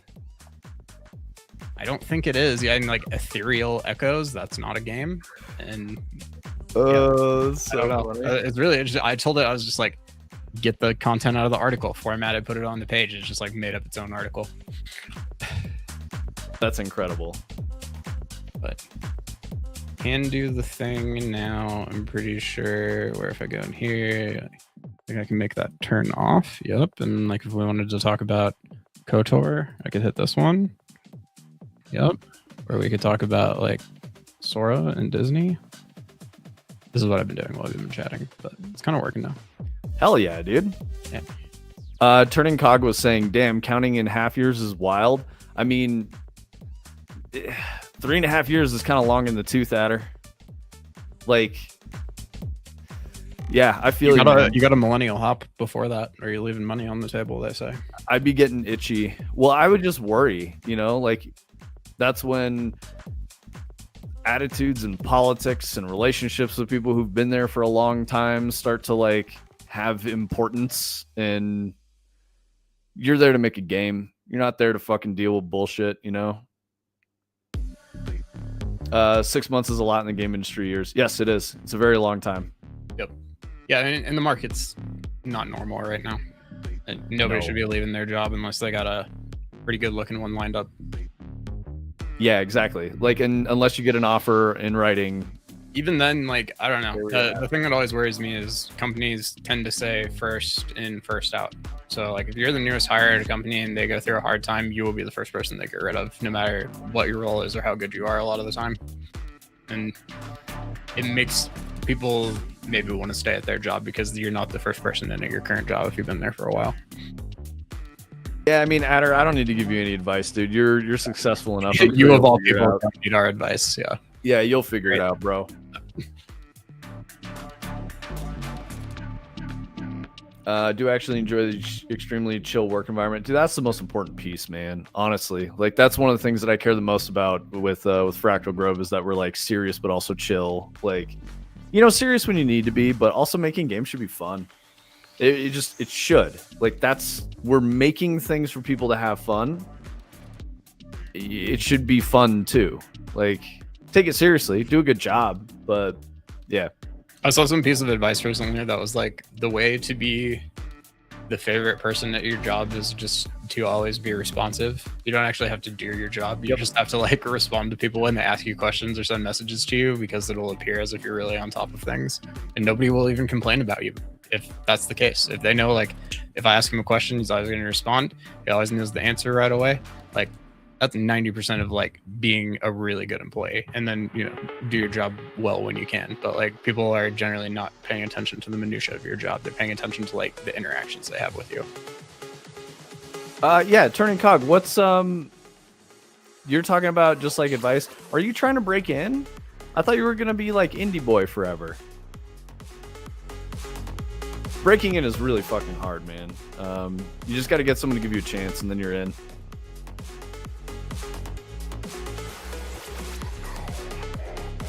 Yeah, of course, Adder. I mean, but hopefully soon you'll be able to. You'll be able to show off your stuff and talk about things. I mean, that was always like a weird struggle to me. So, like when I was interviewing post Bungie, and like right before post Bungie, I was interviewing, you know, probably like 4 or 5 months before I left. Some of the interviews I took, I had people go like, "So what's your portfolio look like?" And I'd be like, "I can't show you any of the stuff in my portfolio because it's all proprietary shit to Bungie. I can't show you." And they're like, "That's not true." And I go, "Yes, it is. I've signed extensive NDA shit that says I cannot take anything out of this office. Like, I would be in legal liability if I did any of that." That was the more outrageous recruiters were like, "I don't believe you." Anyone I talked to that wasn't a recruiter that worked at a studio that was like a hiring manager, they're like, "Yeah, I totally get it." And I'd be like, "I have these articles. I have this like interview I did. I can show you my work directly. Like, I can show you reviews of my work." And they were like, "Okay, cool. Yeah, that's great." And then we would like talk through some shit, and that would be a positive interview process. But like, yeah, the recruiters are, man. Yeah, they bother me. The same politics are still there no matter indie. Yeah, I imagine that there's going to be weirder politics at indies because everyone has to be really scrappy and do a bunch of shit. So you're just gonna run into some personalities. There's a lot of people in the indie space who've never shipped a game before that talk about shit as if they did, and like they're an authority on things, which I think is really weird. I experienced a lot of that, especially in, I think I've talked to you guys about SIGDA, which I think is like partially defunct. That's the Colorado Indie Game Developers Association. That was when Megan Fox, not of Transformers fame, but of indie game development, who made Skatebird and Cat on a Hot Tin Roof, I think that's what she made. I'm trying to remember. I know she moved out of Colorado. She moved to like Seattle or something like that. But she was running the whole SIGDA group. So this is like, we're talking, almost 15 years ago at this point. But when she left, it just kind of like started falling in on itself. Anyway, a lot of the people that I met at those meetups never made anything. They didn't know where to start. They didn't know what to do. But they would be like, "This is what you have to do." And they would like speak with authority, say shit with their chest. And I'm like, you don't even fucking know what you're talking about. Like, that's crazy. Especially now after the huge layoffs, so I assume people brought that culture with them. Yeah, I mean, it depends. It really depends on the people. There's definitely a weird culture in game development where people care a lot about shit that has nothing to do with your job, and that is really weird. Really weird. Every other job I had before the games industry, you just fucking showed up to work and did your job. Sometimes you'd have to interact with people, but if you didn't like someone, you just shut the fuck up. You just didn't talk to them. You just did your job. You would like try to not interact with them as much as possible, and everything got fine and done. In the games industry, people would ask really personal fucking questions and start talking about politics and religion and all kinds of crazy shit in the office. And I'm like, what are you doing? Why are we doing any of this? It has no bearing on any of the work we do. You're just trying to like litmus test people's personalities to see if they're like the right kind of people to associate with. I don't understand any of that. That's super weird. We should never do that. Other random games industry news: Amazon laid off a huge chunk of their games departments and shuttered full teams and claimed that they overpaid employees in October and are now asking for financial difference or threatened lawsuits. Holy shit, dude. Oh, that's tough. Crazy. The stupid humans and their love story ruined a movie about robot aliens. Which was the one about robot aliens? Are you talking about Star Wars again? The difference was the difference was small in most cases, on average $400 to $1,000 per employee, and they're asking back. Dude, that's crazy. I would be like, go fuck yourself, man. Imagine getting laid off and them going, and we're gonna need $1,000. No, dude, that's insane. Oh, you're talking about Transformers. Yeah. All right, I got you. Yeah, I forgot I mentioned Megan Fox. Yeah. Not like, hey, we're laying you off, and actually we determined that we accidentally paid you like $1,000 extra, but like, that's on us. Have a good life. I think my answer would be like, have you ever played Monopoly? Yeah. They'd be like, what? And I'd be like, bank error in your favor, bitch. Click. I like that I did this. Who fucking hangs up a phone like that anymore? I mean, Oh, yeah, the like- law fees for them are going to cost more than they get that money back. That's definitely right at her.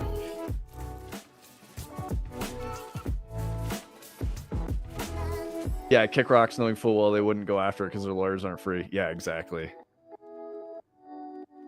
Yeah, literally. Decent human being. Sorry we fucked up and sorry we laid you off.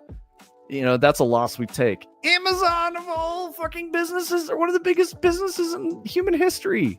Why the fuck are they trying to take money back from people they let go of? That's crazy.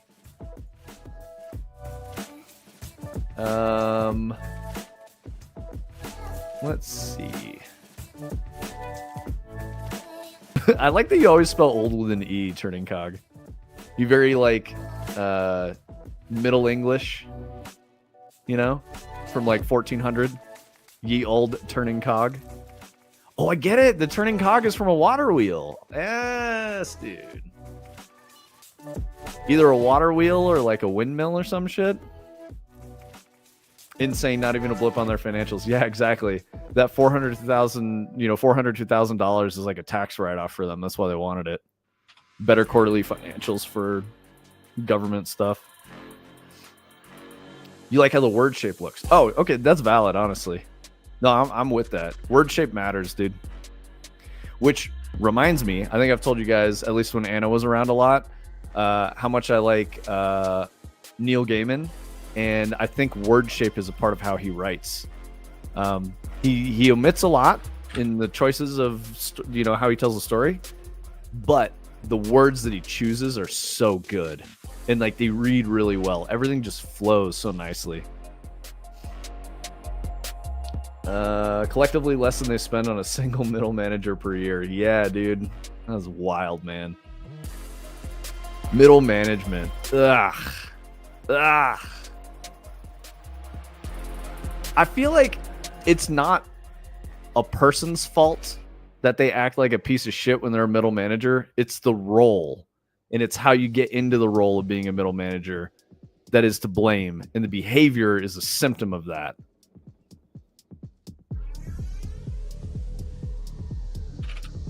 I remember when I changed bosses at Bungie, I had a boss at one point that was talking to me about like sick time and PTO. And he was like, if you're sick, you need to use PTO. And I was like, no. And he goes, yeah, you have to. And I was like, no, I don't. And I was like, because what you're telling me is if I'm sick, I can't come into the office. It's a company policy. If I can't come into the office when I'm sick, I will not use PTO. And you're giving me a sick day. And he goes, well, it would be unpaid. And I was like, absolutely not. That's not going to happen, dude. And then he ended up dropping the conversation. I remember he like pressed the issue at one point, and I was like, nah, not going to happen, man. And I was like, we could definitely like, talk to some lawyers if you want to, but that's not going to work. You can't have a policy where I'm not allowed to come to the office sick, and then you force me to use my PTO. That's a violation of my rights. It's not going to happen. Neil Gaiman, the man who wrote that picture book about a dream. Yeah. Did he write picture books? He's talking about Sandman. Yeah, totally. Sandman was pretty good. I didn't love the ending, but I'm talking about the TV show. I don't know. I think Sandman, the graphic novel, but it's one of those things that people latch onto and they're like, it's so good, and you don't know how good it is, and you can't appreciate it, and like whatever. I think it's a little overrated. It is good, but I prefer Watchmen. I like Watchmen a lot. Yeah, no, I have wanted to revisit Watchmen for a while, and I haven't yet, but I really need to. Yeah, exactly, Adder. The crazy thing, the thing that made this guy like drop it and stop fighting with me about it was I was like, dude, my previous manager, he goes, that's company policy, it can't change. And I go, it's manager discretion. And I know that you're choosing to bend me over here because you want me to like use my PTO, and like that's fucked up. You know, while I live here, all of my family and my whole tribe of people that I know and love are in Colorado, and I always use all my PTO during December to go home for like a month, and I'm gonna do that. And he's like, no, you got to use the sick time. And I was like, my previous manager made me aware that anytime I was sick, I was just sick. I was still paid. Everything was fine. I was just sick. And it was because she said, it's up to manager discretion. I'm your manager, and I'm not going to make you take time off if you're sick. It's also absurd that Bungie, of all studios, didn't have unlimited PTO. That's fucking crazy. They should have had unlimited PTO. I cannot believe that was the thing that they did. They fired someone as an example. That's absurd, man. I mean, contractors get the raw end of the deal for sure. Like, you're a contractor. If I were a contractor and not a salaried employee, I would have been like, sure thing, boss, whatever you need, because I know that I could be fired at any moment, and it's like not really a loss to them, and it doesn't cause them any trouble. It's like a fucking accounting spreadsheet checkbox. But as a salaried employee with benefits and all kinds of other things, it was absolutely insane for him to tell me to use, PTO. So I got sick after Penny Arcade Expo, where I had to go to sign autographs. I had to go to sign autographs as a Bungie employee and work the convention. And I got sick, had to take like a week off, and then it snowed a bunch and the whole city shut down for 3 days. So I basically had like a week off. And he's like, yeah, you got to use PTO for all that. And I was like, fuck you, I don't. That's crazy. Oh, I'm going to allow that. The ending of the graphic novel is okay, but the journey was so fucking wild. Yeah, I mean, I kind of felt that way about Watchmen too, honestly. The ending was a time, like a period piece. It was not very convincing at the time when I read it. Yeah, I think it all depends on context, Adder. It's literally a word, and I know what you meant there. You weren't attacking anyone with traits that they can't change, which I think is why that's probably bopped, and they don't want you to say it. Tangentially bigotry, right? I can't believe people opt for contract gigs. Take the full time and treat it like a contract at that point. Yes. Yep. Yes. Yeah, and contractors get fucked really bad. I remember, I don't know if I've told you guys this. There was a dude that I met when I was working on Destiny, out of like a really big fan and like community clan in Destiny. And he was like, he lived in the UK, and he's like, yeah, I'm really thinking of moving to Seattle just to take a contract tester job. And I was like, okay, how much are you getting paid? And he was like, $32K a year. And I was like, how long is your contract? He goes, 3 months. And I was like, do not fucking take that job. Do not fucking take that job. That's crazy to move across the world for a 3-month contract at like poverty level pay. That's absurd, dude. Do not do that. Work got you sick. That's more on them. Yeah, exactly, Turning Cock. Yeah, it was crazy. And so that's why I was ranting about middle managers, is because that guy was like the quintessential middle manager. He was like, well, I see you clocked in at, and I'm like, I'm salaried. I don't fucking clock in, man. Sometimes I work late. Sometimes I don't. Like that's the deal you make with an employer when you're a salaried employee. When you're an hourly employee, it's very different because you're entitled to different benefits. It's a completely different legal structure. That shit really pissed me off. It got me very fired up. So, yeah, it is insane how many people take that job. I told him very firmly, I was like, dude, do not do that, man. You're going to upend your entire life for a chance at something that's not even a big job. Like, it's a contract test position. You don't even know what you're going to test. You might be testing UI widgets for 3 months at like 12 hours a day. You don't want to fucking do that. I have a friend who is a sucker for terrible job opportunities, like a moth to a lamp. Some people are only looking for a foot. Yeah, exactly, dude. They're only looking a foot in front of them. I think that's the trap. I've told you guys about like the predatory nature of people that work in games, and like exploiting people and like not being fair and doing all that. Everybody wants to make games. It's really cool. It's, you know, you get to tell people I make video games for a living, and like it sounds fun and awesome and you're proud of yourself and all that. So like the passion is there, and young people with that passion get taken advantage of by larger companies all the fucking time. All the time in this industry. So just don't let it happen. You know, I understand the desperation to want to break in, but having broken in and made sacrifices, it's not worth it. Just like Adder was saying, you know, missing out on core memories with my grandparents before they passed away to ship a COD title was 100% not worth it. Yeah, it's not fucking worth it. And even before games, I made sacrifices to like make sure the internet kept running in North America. And I was like, why am I doing this, man?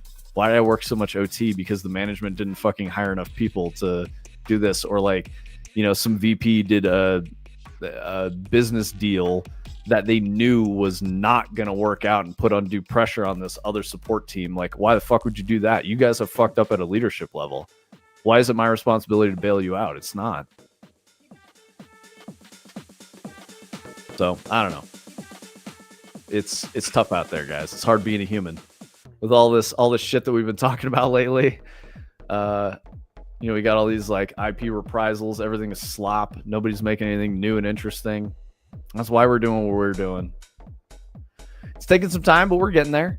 You know, it's fucking hard. It takes a lot of time and effort and energy. And, you know, most of the time you're just disappointed and you're like, fuck, this didn't work.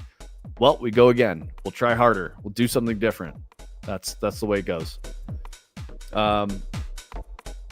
Let's all collectively get together and come up with some sort of scam to like make it look like we're all really big streamers, so that we get like a bunch of investment and like sponsorship and stuff. But it's just like all of us like botting each other in a really sophisticated way. Yeah, I never understood like why people view bot. Does it like help you make money? I would imagine in some cases it's just like it makes you look like you're bigger, which gets money more interested in you in the first place, something like that. Oh yeah, and I guess on Twitch, if you hit certain number thresholds, you get like partnerships, you get a better cut of subs, and you get front page feature and stuff like that. So they like, I don't know if you guys are aware of this, but Twitch is not like a software driven thing. There's like content curators that work there that will like go through and check channels and be like, this one meets criteria that we think works for growing the business, so we'll amplify them a little bit. There's like a team that reviews content and like finds people and like elevates them to a position of privilege and, you know, success. The internet thanks you so we can continue shit posting. Yeah, you're welcome, dude. There's no chat, there's no community. You just hope and people lured in and fill that gap. Yeah. I mean, like, I appreciate that you guys are here and you like hearing us talk about stuff. You like seeing what we're working on. Like that's the goal, right? Like the point is, if I speak a little like academically about it, the idea is that building this community builds base for when we make a game. Hopefully some of you buy it, and that's marketing, and that's better than just going raw dog out there and throwing a game out with, you know, not knowing where it's going to go. I'm sure, you know, Brightside can attest to a little bit of this with Pizza Game. Hell's like, Brightside. What's that? So where the hell is Brightside? He's been larking.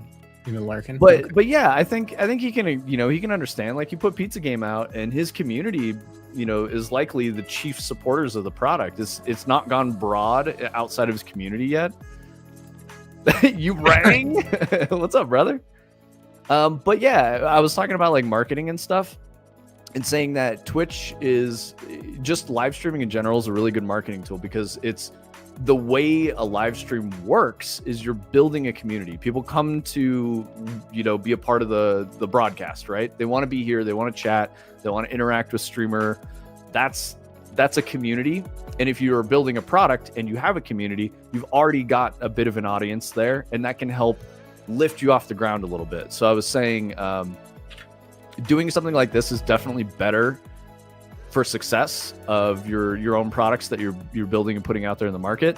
than just raw dog making a game and throwing it out there. And I was saying that your community has probably supported Pizza Game a lot more than you might have expected, or maybe you did expect. I don't know. And, you know, feel free to comment on it. Comment on that if you want, but also if you're like, nah, I don't want to talk about that shit, totally fine. Banana phone, yeah, dude. Bing bong, bing bong, bing. Banana phone.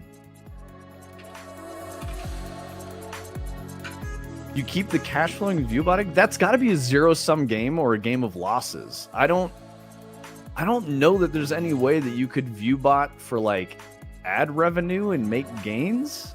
No, but it's like all you buy view botting, you make it look like your channel is popular, which will move you up in the algorithm, and the hope is that like that will get actual people to start coming in.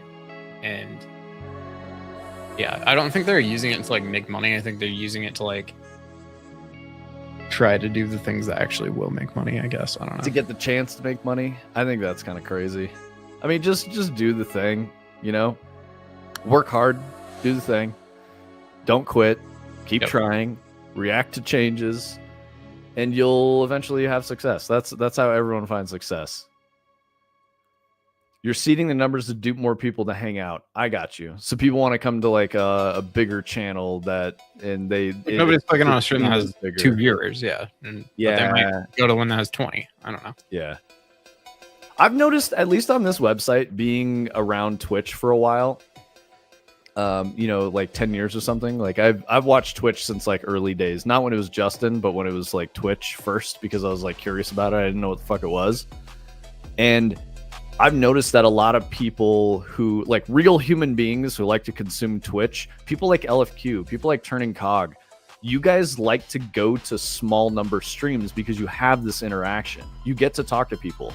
If you go watch Tim, like Tim the Tatman, there's, you know, thousands of people in there. Chat is just vomiting noise constantly. There's no interaction there. You can't like have a conversation. And that's the part of Twitch I don't understand. I don't understand who these people are in these huge channels posting messages that literally just are like, you know, it's smoke in the wind. It's nothing. Nobody sees it. Nobody reads it. But they keep posting and they say shit. They might get noticed if they spam and then they get banned. And it's like, well, why are you even in the channel in the first place? Like, I understand if you're in there watching because you want to see some high tier gameplay or a look at a new game, or it's a sponsored stream, or you get drops on Twitch. I understand all of that. But I think the core of this website as like a social platform is interaction with the streamer. And that's, you know, you'll like eventually when you have success doing this, you will get large enough that the streaming thing, you hit this crossroads. Like, do we keep growing? Do we make the stream the thing? Or do we focus on something else? So the best example I give is like Pirate. Pirate's been making Heartbound for 10 fucking years. Everybody hates Pirate now, but he had this meteoric rise to becoming this like streamer personality, and then made a couple missteps and it fell off a fucking cliff. So like, did he make good choices there with his backup of Pirate software? And like, I'm sure he's hit an equilibrium where he's not going to be, you know, top streamer, top 10. And like, that's obviously gone. Because the crazy thing is because it was all the WoW Guild drama. It had nothing to do with anything else. It was just a WoW Guild drama, and people just fucking hated him. And then he just ruined everything. So I don't know. I feel like if you're approaching this at all, even casually, and you're like, yeah, I kind of want to like fuck around and stream, that's you have to have the goal in mind of like, you're building a community, you're building people you like to talk to, you know, like people want to keep coming around. I like talking with you guys. It's really cool. I've said it before. That's the thing I never expected, was like enjoying conversations with Brightside and Turning Cog and Adder. And, you know, I talk to Omni Dynamic off of stream, so, you know, it is whatever. But you know, Anna Lyrith, talking to her about games and stuff and like books and all that shit and stuff she's interested in. She lives in a different country. Her culture's wildly different than mine. And it's just cool to be able to like talk about working on Destiny, right? Like, that's neat. I think that's the cool part of social media. Obviously there's a lot of downsides. There's a lot of negativity with social media, but I think if we all like approach it this way, we do this thing, this is worth it. You know, a longer form conversation, a couple of hours hanging out. You're just consuming clips on your phone on the toilet or on the bus or whatever. Not good for you. Not at all.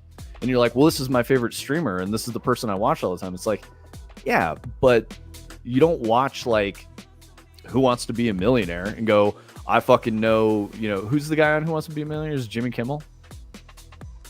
Is he the host of it now? No, it might be more than one. Is it Jimmy Kimmel now? It used to be Regis Philbin. Yeah, I think Jimmy Kimmel took over. But anyway, that's beside the point. The thing that I'm trying to say is, if you watch that show like regularly and it's like your favorite thing, you're not going to be like, I know you, you're my friend. Like, that's crazy. It's, you have no interaction with the host.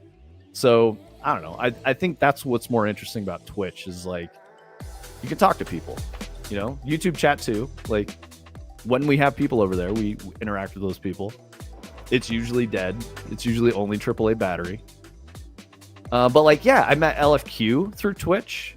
Very cool dude. We've played some games off stream a few times. I've known him for a very long time. Yeah, I don't get it either. Like, I could be in a channel with like 180 people and still have a decent convo, but man, not thousands. Yeah. Yeah, there's like a break point. If you get over like 150 people in chat, a lot of those people are just lurking. But if you get higher than that, you start like not having any conversations. There's like, someone will drop a message, someone else will drop a message. Chatters aren't chatting with each other. They're just saying words. And it just becomes a scroll, and then people like sub to get a message through that streamer reads. I don't know. I think that's weird. I don't like that. So anyway, I appreciate that you guys are here. We have a nice little core of people who love coming to hang out and chat with us, and that's very fucking cool. I really like that. Everybody hates Heartbound too, says Tony. Yeah, dude. It's either like clip farm and post that on a bunch of other platforms, or grow slow and low for a little and hope something pops. Yeah, man. I mean, so I think what's interesting about your show, Brightside, you've been doing this a lot longer than we have. I've noticed your dev streams don't get as much traction as your music streams, but you know, like, how do you feel about that? Do you want to grow one side more than the other? I know that you've said you really like music and games and just art and being creative, and I think your community shows really well for that. It's cool seeing you continue to do it and, like, you know, stay on the grind. Like, you've got a really good show. I'm like on our end, like, as you guys are very aware, like, we kind of stopped doing the game streams because consistently the numbers are double when we're not doing a game stream. Yep. And it's just like, you know, the numbers tell us that people are more interested in when we do this type of thing. Not that we're really doing it today, but you know, what we do normally. And yeah, I feel like you guys just don't like the game streams. Like, that's not why you're here, you know. Yeah. And this right here, you can watch a million people play video games on Twitch. Yeah, exactly. And I know you guys like the conversation a lot more. I know Turning Cock likes it. I know Adder likes it. You know, Adder and I just share war stories. You know, Brightside's in here memeing. It's great. Omni drops a message or two every now and then. But yeah, it's good stuff. I know we haven't done a lot of UE dev, you know, today and yesterday, but I promise we're getting there. Yep. You know, it's holiday season. It's slow for us. We're tired. Yep. You know, everyone's tired. We appreciate that we can just hang out with you guys. Admittedly, I had to dread like really hard for like a month and a half, and I just need a little break. The refactor was a lot. I wanted to look at, and you know, yeah, and the refactor was a ton of work, and it was really important. It's pretty dry, but you know, Tony and Eric had to go really, really hard. But the perf gains were huge. Everything is connected and working in a new system now. It was how do you describe it, Tony? We went from it's just we took a bunch of individual levels, and now it's all kind of in a yeah, it's like one level with sub levels. Yeah. So that's where it went, and that helped loading a lot, and that was the big issue that was causing hitches and perf issues. So having everything like loaded, you know, in that structure works a lot better. Yeah, no, we just wanted to, I've been wanting to improve the stream, whatever that means, for a while, but have kind of forced myself to focus on Dread, and Dread, as we've talked about, is going a little longer than we had initially planned, which is fine, but it's okay. I kind of told myself I'm gonna do that stuff after we finish Dread, and now I'm just kind of taking a break to do it instead. Bright said, my thought on it is that I'm going to be sitting here for 15 hours anyway, and I keep thinking I'm seeing the end of the tunnel, so I figured I might as well stream the dev work over not streaming at all. Yeah, dude, it's a good idea, man. But I don't know if it's the case for you, but like, aren't you 5 times less productive if you're streaming? I mean, like, I can get nothing done streaming. Like, I got so much done without streaming, and I really do like doing the dev stream, but like, part of me needs to do like what Boom does sometimes, which is like, I'm streaming, my mic is off, I'm not really paying attention to chat, I'm just gonna work. If you want to watch, be my guest. And like, but Vince and I've talked about it a lot, and it's like, that's not really what people are here for, and that's not a very engaging premise. So I don't know. Admittedly, I think the best thing that works for us is when Tony and I talk about what he's going to do, you know, tech wise on stream, and I have like things to talk about. When we do a little bit of pre-planning for that, that's when we have those really good streams that you guys, you know, are here for, while I'm yapping and Tony's like building a thing. That works really well. We definitely slowed down with Thanksgiving. You know, we've been talking a lot off stream, like planning what we need to do next in Dread, what the next steps are, really getting the end-to-end playthrough together. It's all very dry stuff. It's like production shit that you wouldn't do on stream anyway. So, and you know, being that there's really 2 of us, and we have other people that come in and help, you know, with different features and stuff, Turning Cog, Simple Sins, you know, Omnidynamic, like you guys have all contributed to Dread in one way or another. That stuff all happens off stream. It has to, because like, you know, we can't have a conversation with you guys like while we're doing that other shit. And if I'm like writing stuff, I can't talk to anybody. I have to be like in a quiet place, thinking about shit and writing words down and editing and removing things and like adding more stuff. The writing process for me is sometimes long. Other times it's just really, really fast, and I can just crank shit out and write some really interesting stuff. So yeah, I've said the things that you're saying though, Brightside. Like from day one, I was like, if we're just gonna be sitting here doing this, like there's times when I'm like, we could just turn the stream on, like people might want to watch or something. And I don't know. I again go back and forth on it because of the productivity hit is usually pretty big, but yeah. I don't know. And I feel like to do a good stream, you have to be on. You got to be like engaged and having conversations and doing stuff and presenting a show, and that's different from making a game. Making a game, you're focused on making a game. I feel like it's like if you guys wanted to watch me work and me not pay attention to you at all, like I would be willing to do it, but I'm just not sure how many people actually want to watch that. And so like, I don't know. It just, as we always say, like we're pretty intentional about when we stream and how long we stream, and we try to like come and be intentional about it and pay attention to you guys. And you know, I think the way it could work is if we were like shirts off and you're like coding and I'm like doing a workout or something, you know, I'm doing like pull-ups and push-ups and shit like that, and we're both just silent, and I'm like, you know, and then like I finish up what I'm doing, you start testing it, and then I go do push-ups. Yeah, exactly. Yeah.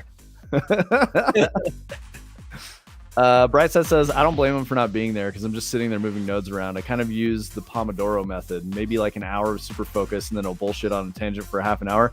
Dude, especially when I'm in your stream and I'm like, hey, Brightside, you're like, oh shit, distraction time.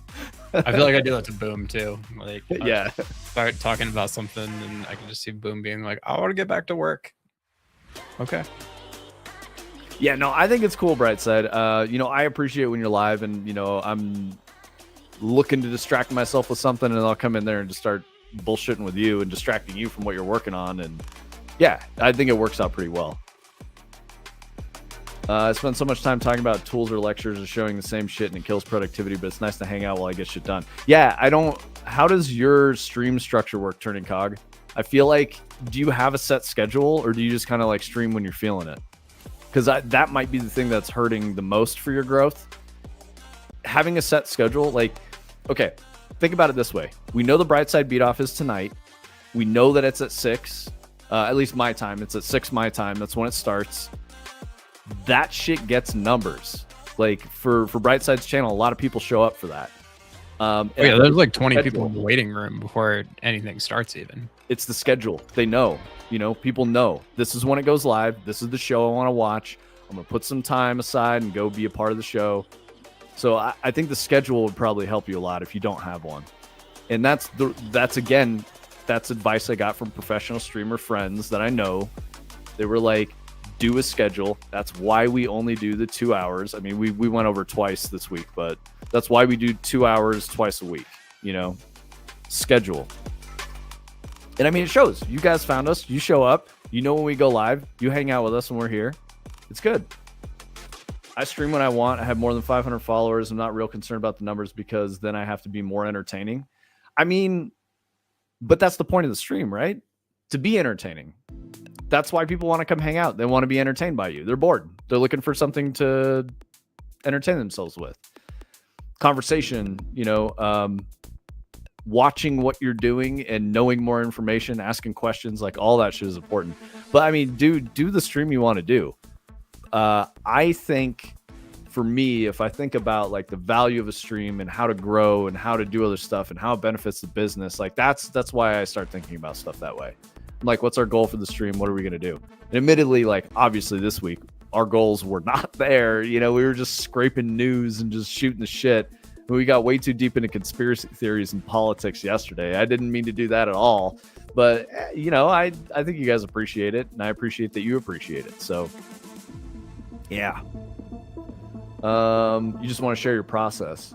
Yeah, dude. That's good. Do you talk about your process with chat?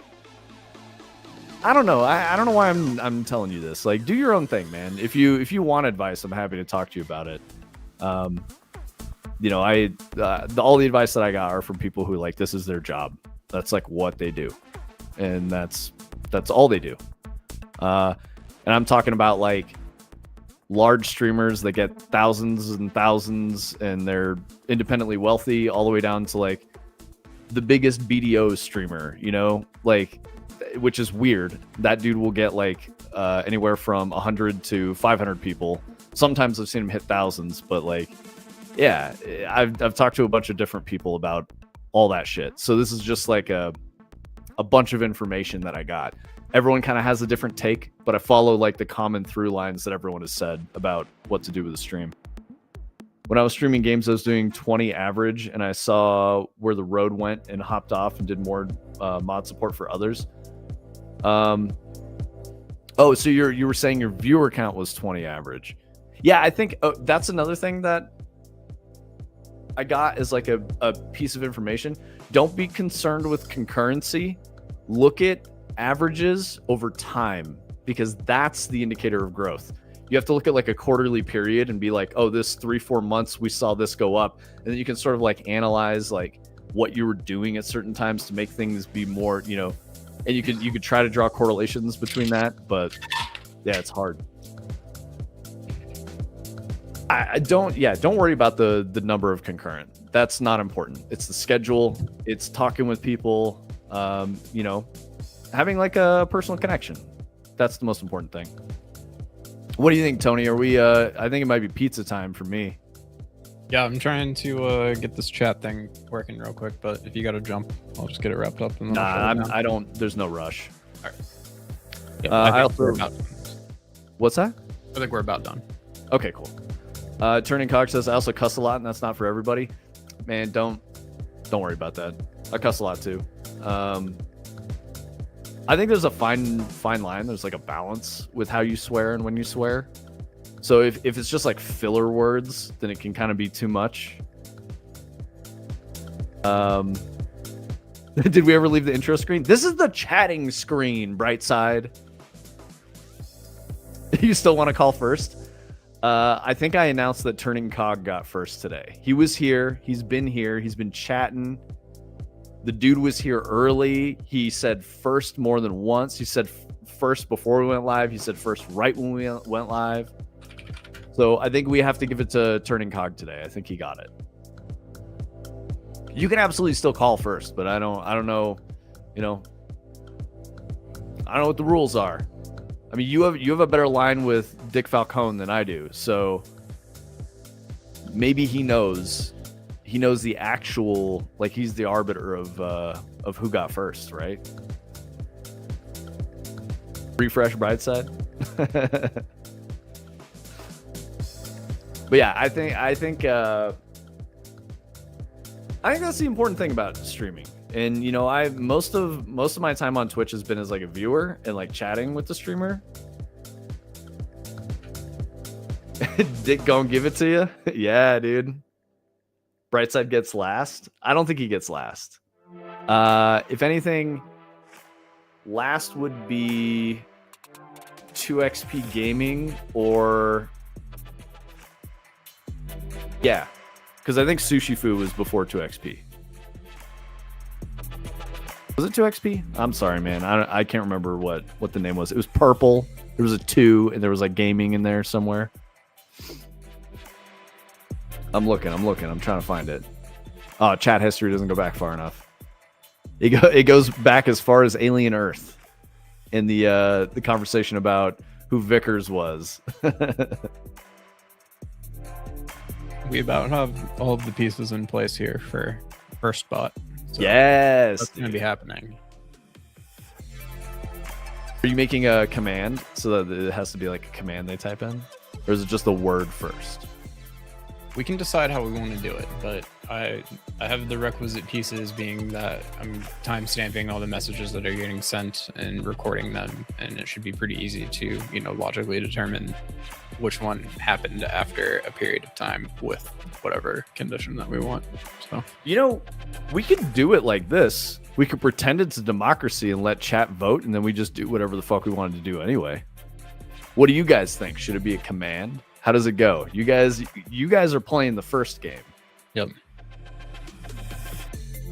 If we like your idea, we might have to contain the word first. It could just have to be the first message sent. Doesn't matter what it is. Yeah, like, that is a valid option, really. So, yeah, that's well, how we claim first change daily. That's the thing I was trying to say, Turning Cog. If you don't want it to change daily, we could set it up that way. If it's, you know, you have to type like bang first or whatever.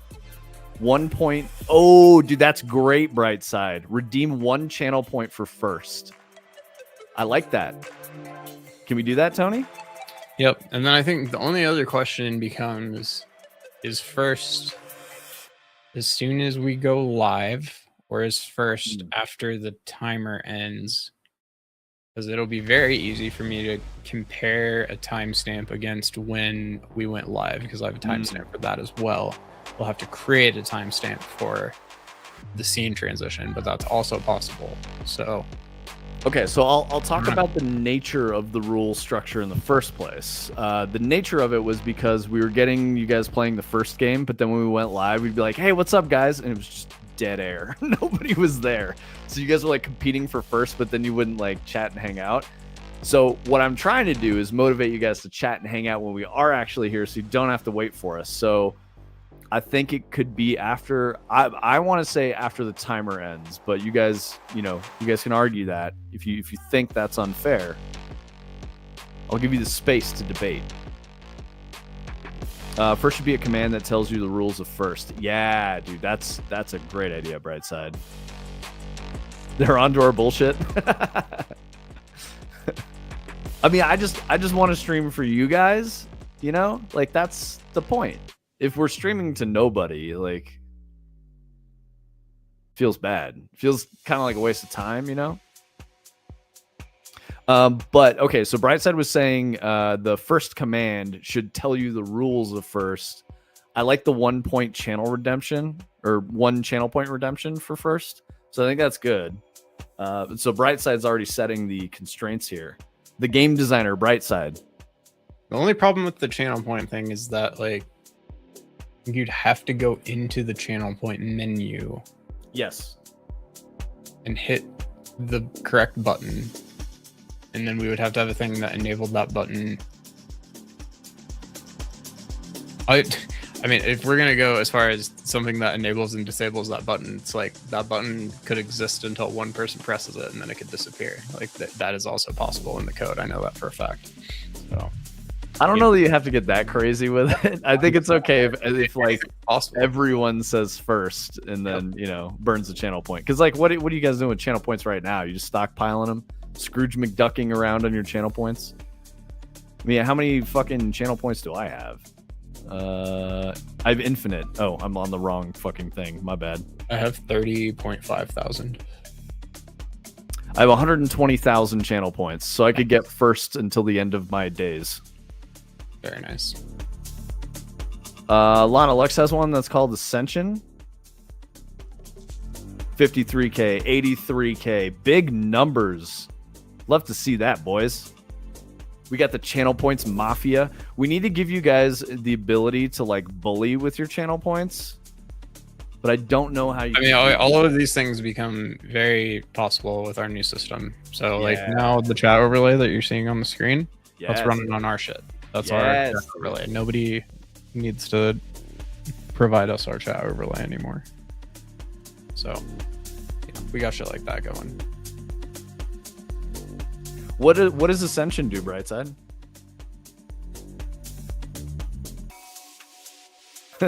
Yeah, and I don't mean like literal bullying. I just mean that you guys can like flex your devotion to the community, you know, because you got like tens of thousands of channel points, and somebody comes in and has 20 can't like first you, you know.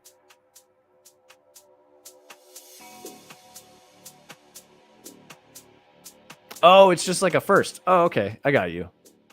Yeah, we know this guy who has a really expensive one that makes a John Cena thing happen. That's kind of like that. The John Cena, dude, it's so good. Yeah. Only one person can redeem it per stream. Okay. Yeah. See, no, I like these ideas though, and all of this then eventually ties back to like the coin pusher and stuff. So yes, that's where all this is going, one piece at a time. First part is, you know, we got to get all the data and chat stuff coming in and starting to get there. So like we had an old system that was recording all the gift subs, all the bits, a lot of stuff like that. So that I'll pull all of that data in if I can't just like pull fresh data from Twitch. And yeah, so you guys will be able to log into the website, see the leaderboard, check on your own stats. All of that's basically set up. We're just kind of formalizing and stuff. We're tracking you so that you can track each other. Yep. Yeah. How do you know about Lana Lux channel points? Isn't she a Unity user? I mean, honestly, it's probably a good idea to watch what Lana Lux is doing, because she's like a beast in this fucking category. She runs the category every day. Yeah. So like seeing, you should, if you haven't turned cog, you should look at like, and if you care about your stream, obviously, like if you don't care about your stream in that regard, that doesn't matter. But I would spend some time just like watching her stream and like seeing how the numbers go up and down and like what she's doing when that happens, because she's probably got a good system in place. But also at the same time, she spent a lot of effort building a community over time. So and she's consistent every day, all day. Yeah, she's always there.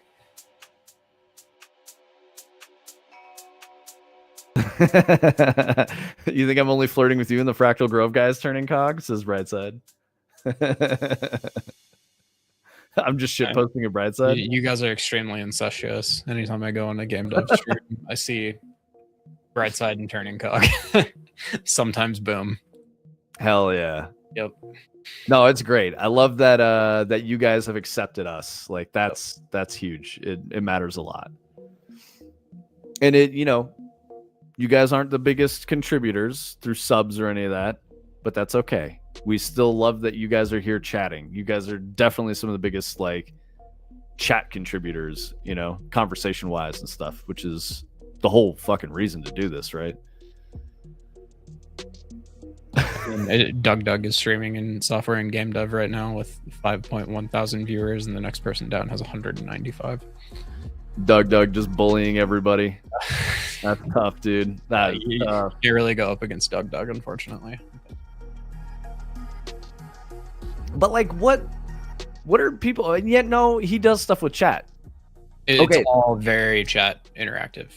So this is a good example, which is where I would say this is like contrary to Tim the Tatman, right? Like, you know, or like Shroud, right? Those really big guys don't really interact with chat at all. Summit does, which I really like. Summit takes time at the beginning of his stream to just fucking chat, which is really cool. I like that a lot. Doug though has 20,000 people spamming at the same time, and he just has systems that allow them to interact with the stream. I would say there's a reason interacting directly with chat at all because he can't. But yeah, but what I'm trying to say is that there is an interaction there. It's not just you know Tim Tatman, you have a dent in your head. You know what I mean? It's not shit like that. I don't understand not interacting with chat. Shit's wild. So having been a part of some larger moments for people's chat as like a moderator and stuff, you can't. You just cannot. There's too much. I mean, shit, dude. I did a Bungie live stream with like 110,000 people in, and you know I was trying to like read chat messages and shit. It was moving so quickly that what we did was we would just hit pause, find a random message, get it ready to read, unpause, and then whenever you're ready to read, like when you found a message that you liked because it wasn't someone spamming some, you know, hateful shit, you could read that, and then, you know, when you were ready to do your thing, the other person who was reading a chat message had already picked another chat message. You would stagger it and do that over and over again. But it was scrolling so fast that you had to pause it to pick a message you wanted to read. And that included subs and donations or whatever, because during that stream is charity. So all the sub revenue and like donation bits and all that shit would go directly towards the Bungie Foundation. So we wanted to read those messages. And so when I'm saying like chat was going crazy with spam, those were donation spams. Those were sub spams. And that it was still too much to read. You read my donation out on air, I remember. Oh, did I? Hell yeah. Yes, I did. Oh, that was planted, right? You're like, will you read mine? No, I just remember like me and Bees went and like donated when you were on the stream, and we were like reading them out, and I remember you read mine. So hell yeah. Yeah. Sick. The people knew. They knew about the Tom Kendry. Yep. It is a different animal turning cog. But I mean, like, think about where your stream is, where you want it to be, but operate to be, you know, it's like people say, like, dress for the job you want, not the job you have, if that makes sense. It's like, plan for your future growth, you know? I don't know, man. Like, do what you want to do. I'm not trying to tell you how to live your life. I'm just trying to help, you know? I think you appreciate that. You've told me you appreciate it. How about this? I asked you if you were trying to break into games. Are you trying, and like, is that something you want to do? Or do you just like hanging out with people on the internet and like having a good time, which is totally fine. I don't see any problem with that. I just think about the finite amount of time we have alive as human beings, and like how to effectively use that time to live a life worth living, if that makes sense. So if you're happy with it, nothing I say matters. If you're not happy with it and you want something more out of it, think about like what all that means. And that, you know, like that's game dev, that's streaming, you know, even just chatting, right? Like just hanging out with us and chatting, like how does this enrich your life? And are you getting what you need out of it? Is it helpful to you? Is it a useful spend of the few minutes we've got living as human beings? Oh yeah, don't even worry about it, man. The door is always open. It's always open. There's no like, well, Turning Cog didn't message me, I'm never gonna talk to him again. No, it ain't like that at all. We all get busy. We all do different things. I think I did warn you. I told you. I was like, most people don't hit me up. Like, it's a very small percentage that will actually hit me up and have a conversation. Like, Brightside did it. I don't think he knew what to expect either. He was just kind of like, oh, shit. I didn't know we were going to talk about all this stuff. Bro, getting Brightside to respond to you on Discord is a feat. I think Brightside does Discord pretty well, man. I don't know how you ignore all those messages, but holy shit, that is fucking based, man. Like, it really is. It's really hard for me. I can't ignore them. I was trying to reconnect with my games community. Do you mean like people you play games with? Like just the homies on the internet? Or do you mean like a game you made. So a game you play or a game you made?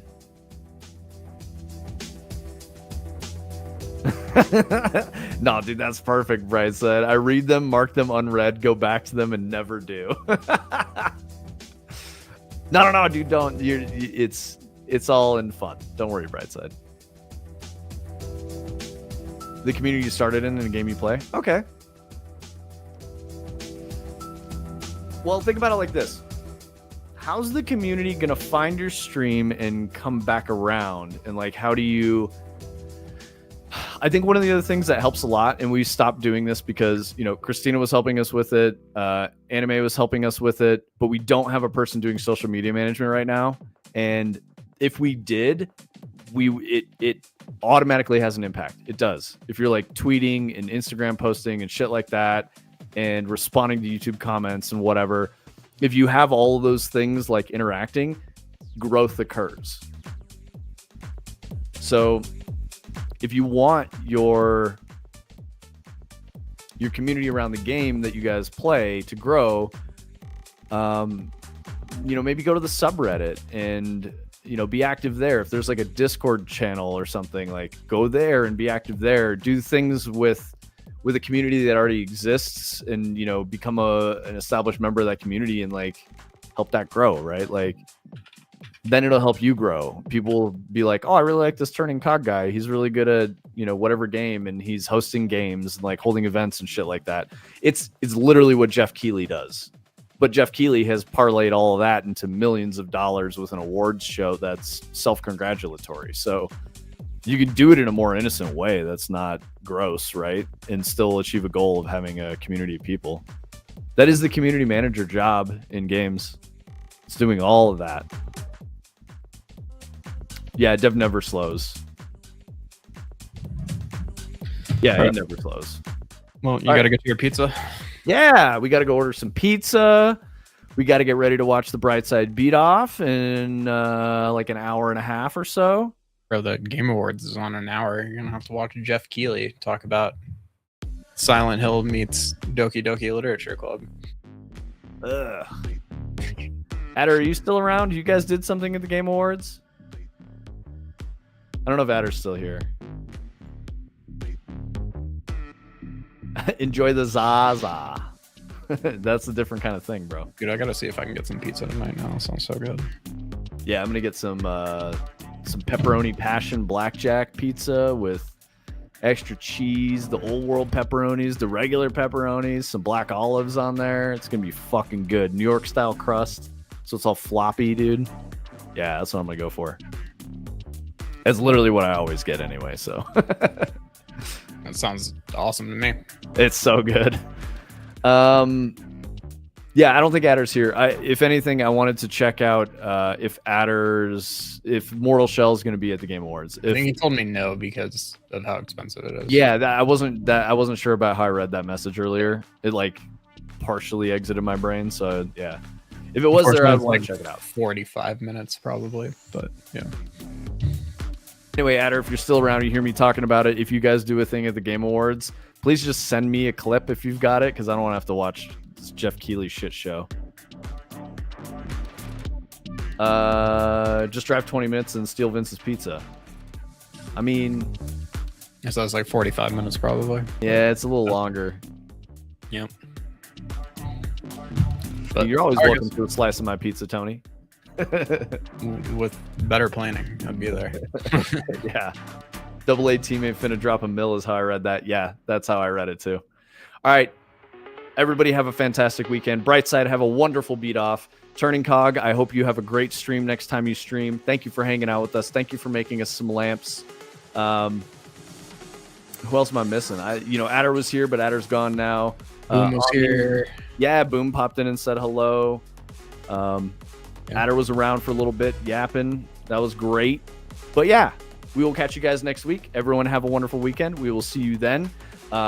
Again, more Dread. We're doing Dread. We're showing Dread. We're building Dread. We're shipping Dread. That's where we're at. So, all right, love you guys. Thank you so much. And we will catch you next week.